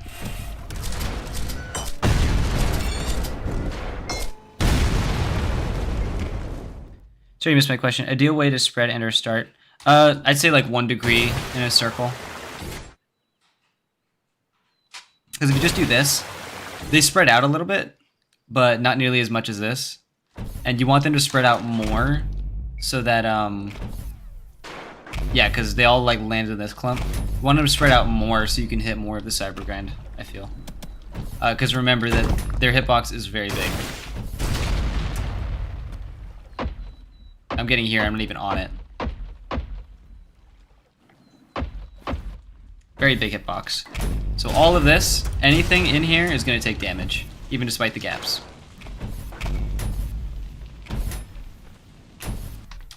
But yeah.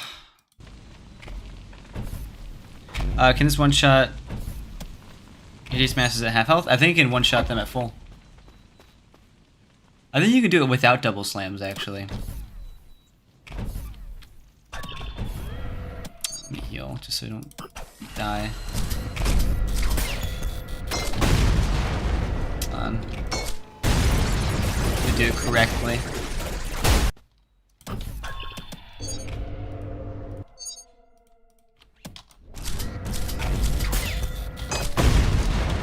I'm not getting the slam. It's tough because it's a timing thing. Did wrong again. I hit the. Did wrong again. I think the problem actually it's hard to slam on the tail because you end up sliding a lot because it counts as a floor surface. What the fuck?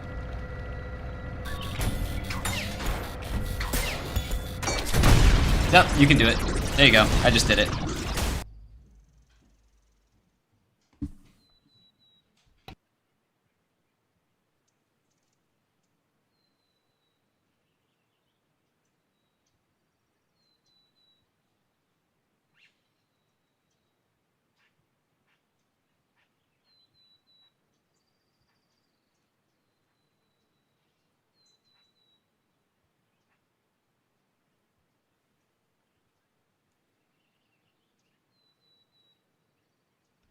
Awesome. I'm gonna go eat. I'm eating right now. I'm snacking, but it's been fun. I'm gonna see y'all, okay?